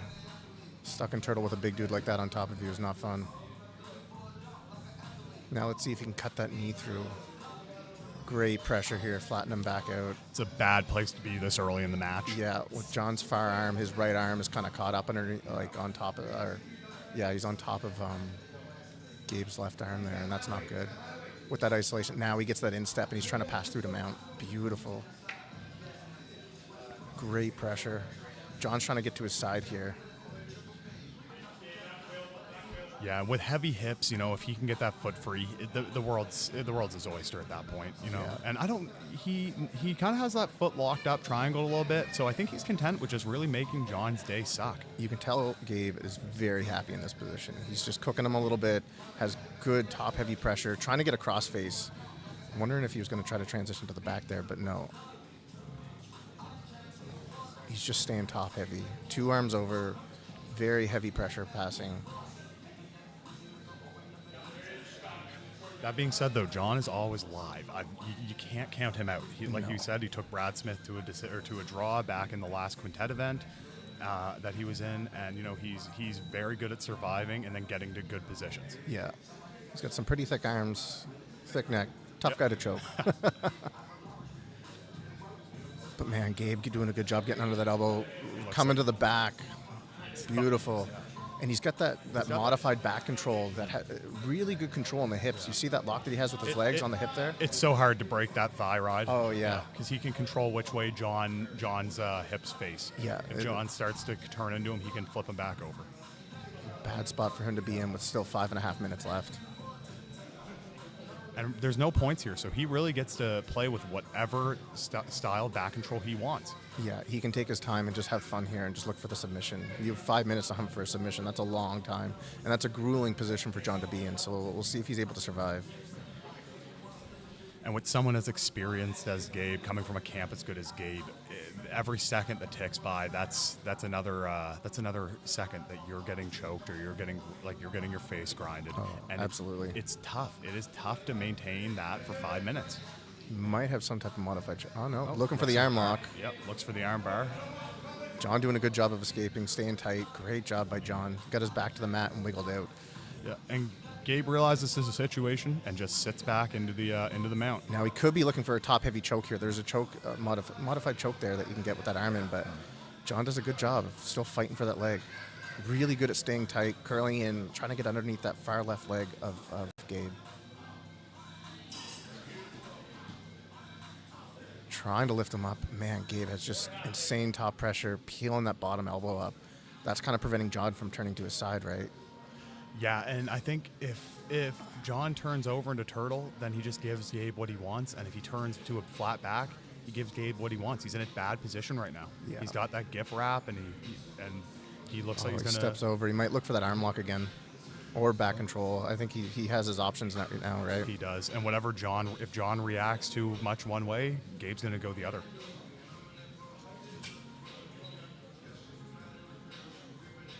Now I wonder if Gabe is going to look for a choke here. Yeah, you're right. He does have that modified Darce from the top, and especially it works really well against guys who are as big as John is. Yeah, someone a little bit thicker. Gabe doing a good job of keeping that left knee down, just top heavy pressure. Now he's got that instep. Yep. Didn't work out for him though. John's just holding on to that ankle for dear life. He needs back to mount. Man, that's going to be a long, another 3.5 minutes of just mount control. Now, you do want to see a finish if they want to pull out this win, be in Gagetown and not go to the judge's decision. But I think either team obviously wants that. But John in a bad position right now. If you're John, you don't want to just let him solidify for 3 minutes either. You got to make something happen, some sort of escape. You got to become a bit more alive in this match if you're going to even have a hope to get to that draw, to get to that sudden death overtime. Yeah, and I believe John has an old injury on that left arm, so I'm a little bit worried if he does get caught in an arm lock, you might see a quick tap just to prevent any type of injury. Gabe's looking to try to get that Kimura grip because that does open up the arm lock or the back take. Yeah. I think you're going to see him step that top leg over the head. Yeah, all he needs to do is pin his weight down on his wrist right now, but John does a good job of coming to his knees, but gave up his back in the process. That's the rock and a hard place that you're in that position. Recovers half guard. Great job by John to get a little bit of position back. He's been struggling this whole match. You got to wonder now if it was the smartest idea to kind of give Larry those positions. Yeah. Gabe back and mount, peeling elbows. You got to think he's probably getting a little impatient. He's got to start looking for the finish with time running down. Only about 2.5 minutes left.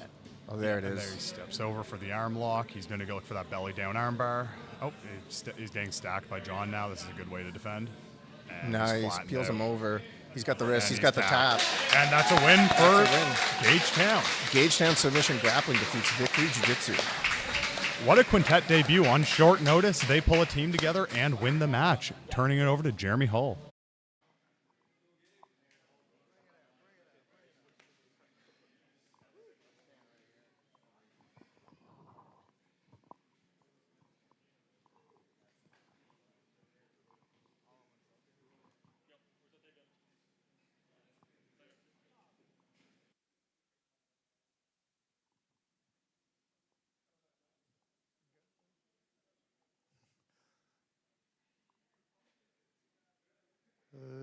Ladies and gentlemen, your winners, Gagetown Submission Grappling.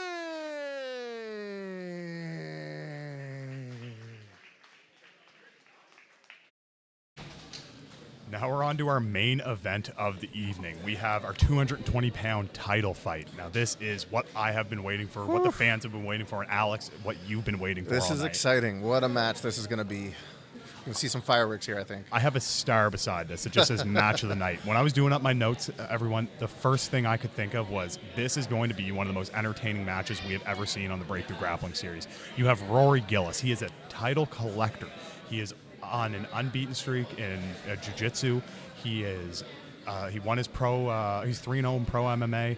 This guy right now seemingly cannot lose. But then you have Sebastien Dionne coming all the way from Montreal. He is bringing not only size and skill, but he's bringing such a high-level pedigree. He's been competing on the East Coast more and more because he knows that we have a lot of talent that he can really work against and get some great looks. And he's a multiple-time IBJJF and ADCC champion. He has a Masters Worlds Nogi championship to his name, a Masters European championship Nogi to his name. He had just won at the Boston Open gold at black belt. This guy is so high level, and to see him against one of the Maritime's best, Rory Gillis, listen, I could keep going on about this all night, but I think this match is going to speak for itself. So I can tell you're excited for this one, man. Holy Just cow. a little bit. I wear my emotions on my sleeve, and I'm getting jittery in my seat. No, this will be an absolutely barn burner. I think it's going to be incredible. Like you said, you have Roy, who's coming off of he won his quintet bracket at BGS 8. And also beat, I believe, Chad Cox at BGS 7. When did he win the title?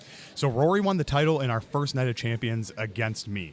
And which how did that feel? That you know what, not great. But here's the thing: I didn't just get beat by Rory. I also got beat by Sebastien. Oh, geez. So I do have experience against both these men on the mats, and they are both so dynamic, so talented. They can wear you down. They can wing quick. Wherever the match goes, they have this skill against each other that we're going to get to see really play out in probably one of the most entertaining ways I can think of. Now, in your experience training with both those guys, who would you give the edge to? I don't Put you know. on the spot here. I don't think I can. There, like you have the pedigree that goes along with all the accolades Sebastien has. He's so strong. He's very dexterous. He's very good everywhere. But Rory is just a different type of athlete. Yeah. Rory never stops. I remember throwing everything at the wall at Rory, and he just kept coming. And that's what happens with every athlete he faces. Yeah. See a tough guy like that come in against a seasoned grappler like Sebastien. I think it's going to be quite a dynamic fight. 2 black belts also, and Sebastien has 92 wins on smooth comp. And a lot of those wins are at the international level. Yeah, 62 by submission. So a big guy like that, constantly looking for the necks, constantly looking for the arms.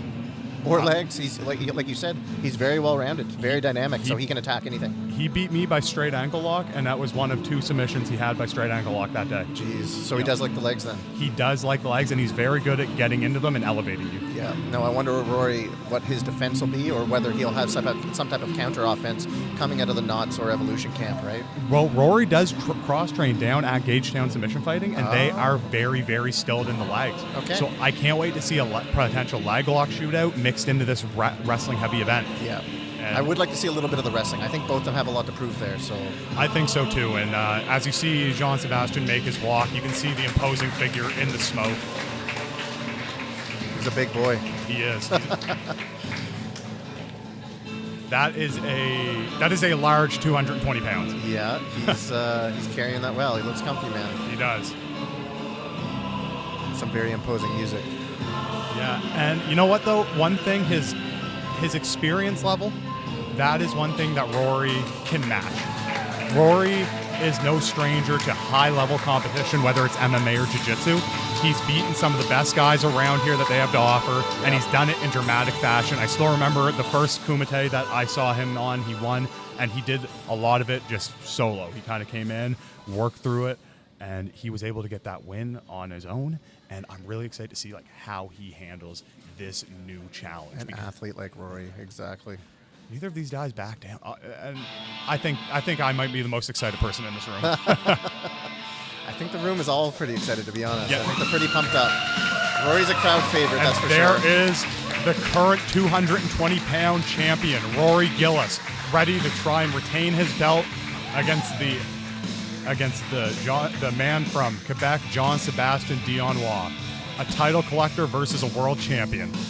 Now I'm turning over to Jeremy Hull.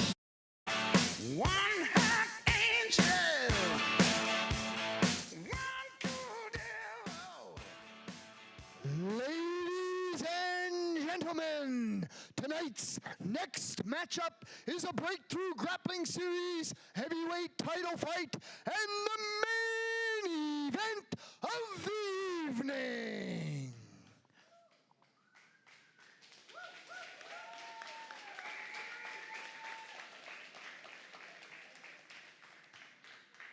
Tonight's main event is brought to you by Finesse Brand Athletics. If you're going to roll, you should roll with finesse.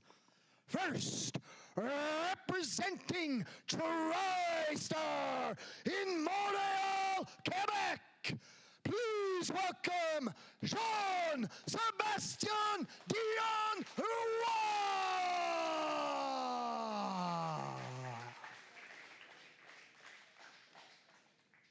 His opponent, fighting out of Knots Jiu-Jitsu Jitsu in Fredericton, New Brunswick, the reigning, defending, Breakthrough Grappling Series heavyweight champion, Rory Gillis!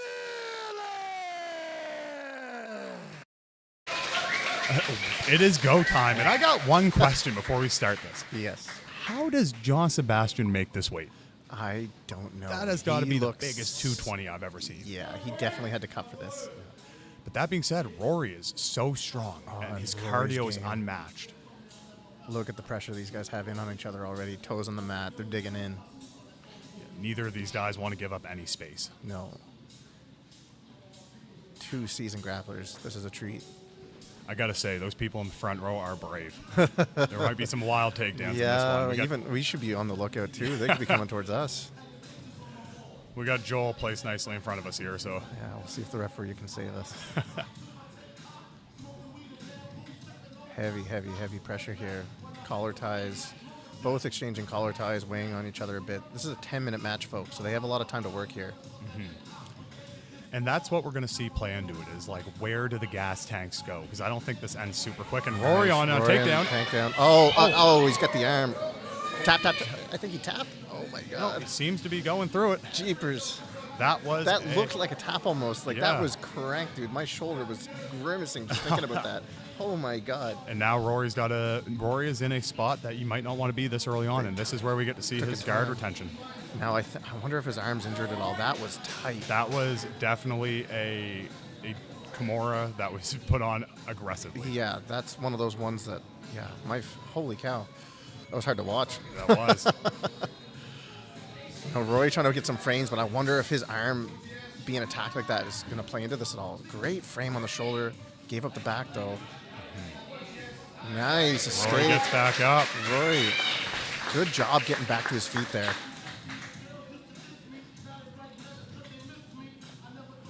Now this is where things get interesting. They've seen a little bit of each other. They know that it's not going to be easy. You know, if Rory can survive that Kimura, what else is Sebastien going to throw at him that he can survive? Exactly. They've had a chance to play with each other now and kind of see where it can go, and they've experienced each other's strength, a bit of the technique. Now they're digging into it. This is where your IQ, your grittiness, and your cardio are going to win you the match. Mm-hmm. No one's getting an easy win here. Still weighing on the collar tie. Still tons of time. We're only 2 minutes into this match, folks, and we've already seen a lot of action. Now, you got to assume that the next shot is going to be very measured. They both know that they can out-scramble each other, or out-Kimura each other. Yeah. So you don't want to be put in a position where that happens again. Yeah, it makes you wonder if Rory shoots on that leg, is he going to be a little bit more cautious or a little bit more nervous to go for it, knowing that the Kimura attempt is right there? If I'm Rory, I might look to turn that into a double so you can land more controlled. Yeah, try to shoot across the hip. Yeah. Because you don't want to hang out where you're there, and there's another takedown attempt, and Sebastien has the front head control. Yeah, now if you can try to bring Rory down, snap him down a little bit and work towards the back, that's what he's looking for. Rory obviously trying to get the head out of there, but Sebastien really good at keeping the weight on him. He's got this connected tight. It's exhausting for Rory. I mean, it's also exhausting for Sebastien to keep that grip. Anytime you get a head and arm, you're trying to snap the guy down, you have to keep a tight grip to be able to keep their hands on the mat. And if Rory postures up too heavy, the hips are open, and Sebastien can get in on them. Like we've seen a competent takedown game from him in the past. So you can't be too, you have to be measured here. Now I wonder if he's going to try to pull with this and try to roll him through, or no, he just let him back up and out. Yeah. Couldn't do much with it. Yeah. Well, that's smart. You don't want to force things that aren't there and end up in a bad position against someone as high level as either of these guys, really. Or gas your arms out. Yeah, that's another thing. This is a long 6 minutes and 25 seconds ahead of you. Yeah. That pummeling alone is just tiring, right? Yeah. No one breathing especially hard yet. They both seem pretty happy to be in there. Yeah, I think both of these guys have shown that their cardio is not an issue. I mean, Rory, he has great cardio by nature. He's a firefighter outside of grappling and MMA. So you know he has a great gas tank. And Sebastien, he has shown at the highest levels of jiu-jitsu that he can push through even if he is tired. Yeah, and that's what you want to see. You want to see guys that can push the pace for that full time limit. We're about 4 minutes in now. Oh, and JS tried to pull. Interesting. And you know, he is good at that pull. That's actually, he surprised me with that in our match and was able to get it on my foot. And I've seen him surprise a lot of people with that pulling into a leg lock. So, but let's see how Rory can pass off this. John Sebastien has that instep with that left foot, and I wonder if he's going to try to use that to levitate Rory. But Rory's doing such a good job of staying heavy, and he's trying to avoid that foot coming in. You can see. I wonder if Jean Sebastien was frustrated trying to take him down, and he opted for the pull. Yeah, maybe.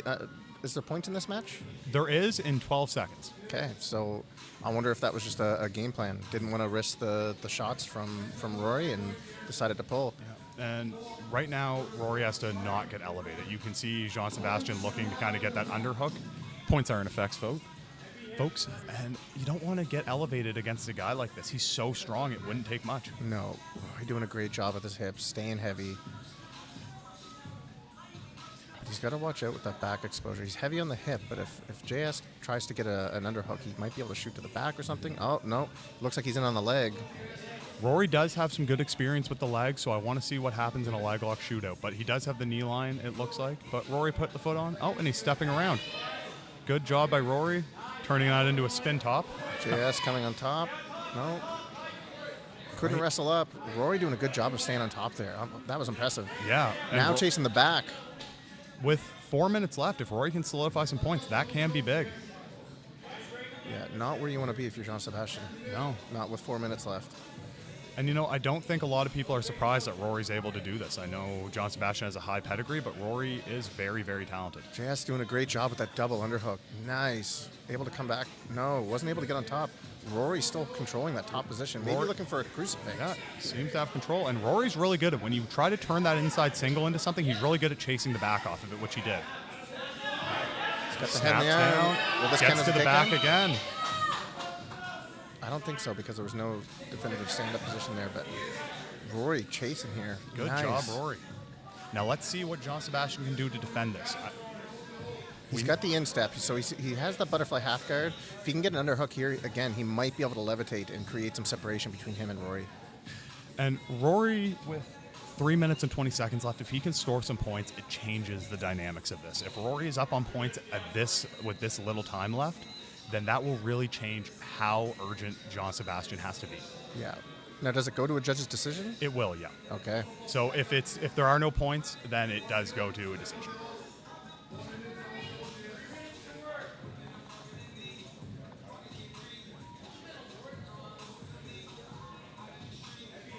Not much happening there. You just see Rory with a lot of top-heavy pressure. Not a lot happening. I wonder if they're going to reset them back to the middle so they have space to work a little. I think that you have to be measured if you're Rory here. You have to really understand the situation and that you're close to storing points. If you store points with this little time left, then you're going to force Jean Sebastien to bad situations where he has to really risk things. And when you risk things against a guy like Rory, then you can make mistakes and they can capitalize. No, absolutely. They're going to reset these guys back to the middle. I'm glad they did that. It's really tough to make space when you're on the edge of the mat there. Yeah, it does get tough to pass, and this reset in the middle is going to really open things up for both these athletes. Let's hope so here. We might see some action. We got 2.5 minutes left for one of these guys to make their claim for the title. Jean Sebastien doing a good job with that top knee shield, though. He's not allowing Rory to really collapse get it in. at all or anything, yeah. But not able to do much with it. Rory's just being very defensive and sprawling. So you got to think, who do you give it to in this case, right? Do you give it to the guy who's just keeping stable on top, or JS who's trying to attack legs? That's the tough one, and we might see a pass. Oh, and we see a pass. He is but it's not stabilized yet. He is solidified. He is solidified. There He's are gonna the get his points. Current champ up on points. That means with 1 minute and 40 seconds, Rory has changed the dynamics of this. He has changed this to a points-based game. Neither of them are hunting for a sub. Jean Sebastien has to play catch-up or look for a last minute and a half sub. Rory can really just look to keep solidifying position, storing points. But now back to your feet, you have to wonder what's going to happen next. Rory is a great wrestler, and Jean Sebastien has high-level wrestling as well. Yeah, we might be seeing a takedown here, or a takedown attempt coming really soon. Folks, we're heading into the final minute of this match. Current champion up by 3 points. This is exciting. Oh, Sebastien drops, trying to enter the legs. That's a minute to work on the leg, and he looks. Oh, and Rory's able to get the heel, and he's able to sprint out with 50 seconds left. 50 seconds left. Jean Sebastien has to make something happen. The onus is on Jean Sebastien right now. 45 seconds. This is coming down to the wire, folks. Yeah, he's doing a smart job, just playing a top-heavy game, trying to keep tight. No mistakes from here on out. If he can ride this out, this is a win, and he gets to retain his championship. He cannot make a mistake, though, in this last 30 seconds, though. Jean Sebastien will make you pay. Yeah. But Rory's just looking to solidify position. So and Sebastien right now, looks a little tired. He does, and Rory's capitalizing on it. Rory is on the back. Can Rory get this? Rory's already hunting for the mount right now. He might. No, doesn't quite get the mount. With 10 seconds left, it looks like the champion is still going to be the champion. Yeah, he gets to retain it, I think. 2 seconds left. This is the end. Great job by Rory Gillis. Amazing job by these two grapplers. And Rory Gillis retains the 220-pound breakthrough grappling title. What an event. The highest level of pedigree you can find comes to the Maritimes and can't get the job done against the current champion. Great to see. What an event. What a night. What a finish to the final match. Turn it over to Jeremy Hull. Winner by points and still the Breakthrough Grappling Series Heavyweight Champion, Rory Gillis. Well, from MMA to Jiu-Jitsu, now they're bringing in guys for you to face. Rory, how did you prepare for a completely unknown opponent coming in from a gym like TriStar? Watch as much footage as I could. Just try to tire him out in the half guard, and the game plan worked. It certainly did. It was very nice to watch. Well, you've done a lot now, locally, winning jiu-jitsu events, winning MMA events, taking home titles. Tell me what's next. So I'd like to thank the guys at Breakthrough for everything. I'm going to vacate the belt for a little bit, though, and just focus on MMA. So thank you guys for all the competition time. Well, you will absolutely be missed. We wish you all the best in MMA. Ladies and gentlemen, a true champion and a hero, Rory Gillis.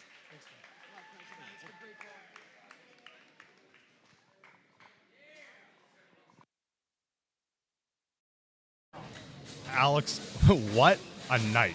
What What an a way event. to cap that off. We have the hometown hero, Rory Gillis, retaining his title in one of the most entertaining nail-biter matches we've seen. Yeah, it was incredible. What a night of fights.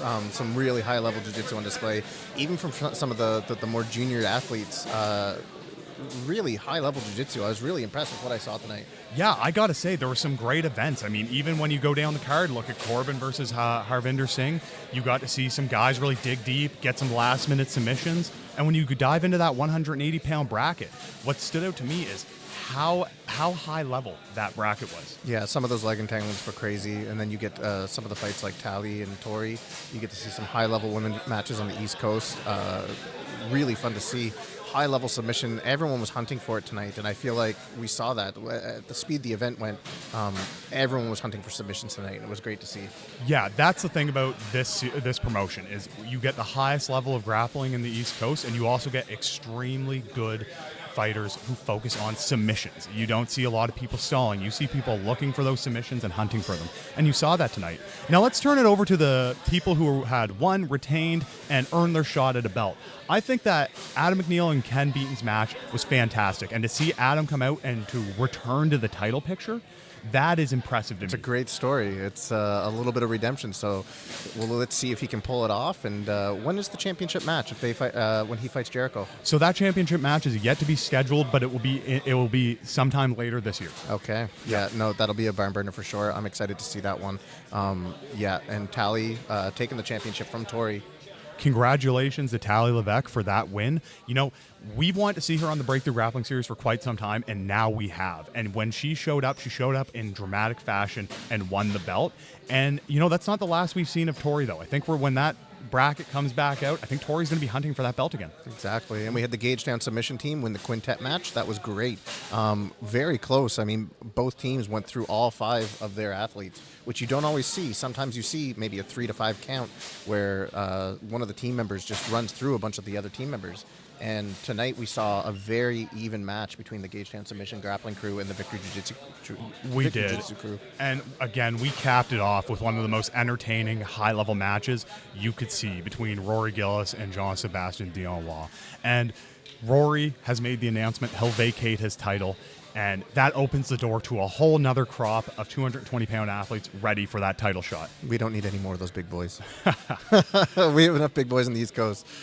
Yeah, but it will be exciting to see. With that vacated, I wonder who's going to step in. Do you see Sebastien come in and try to do another attempt to retain or to win the title, right? I can see Sebastien coming back. You know, he might bring more of his team down. He traveled with one of his team members, and he had a great showing against Thomas Mahoney. So I'm going to look and make the assumption that more guys from out of the East Coast are going to come in to challenge for that title. That would be great to see. You think you'll ever challenge for it? I think that might be in the cards for me. Once I get this knee healed up, I think making another run back to that.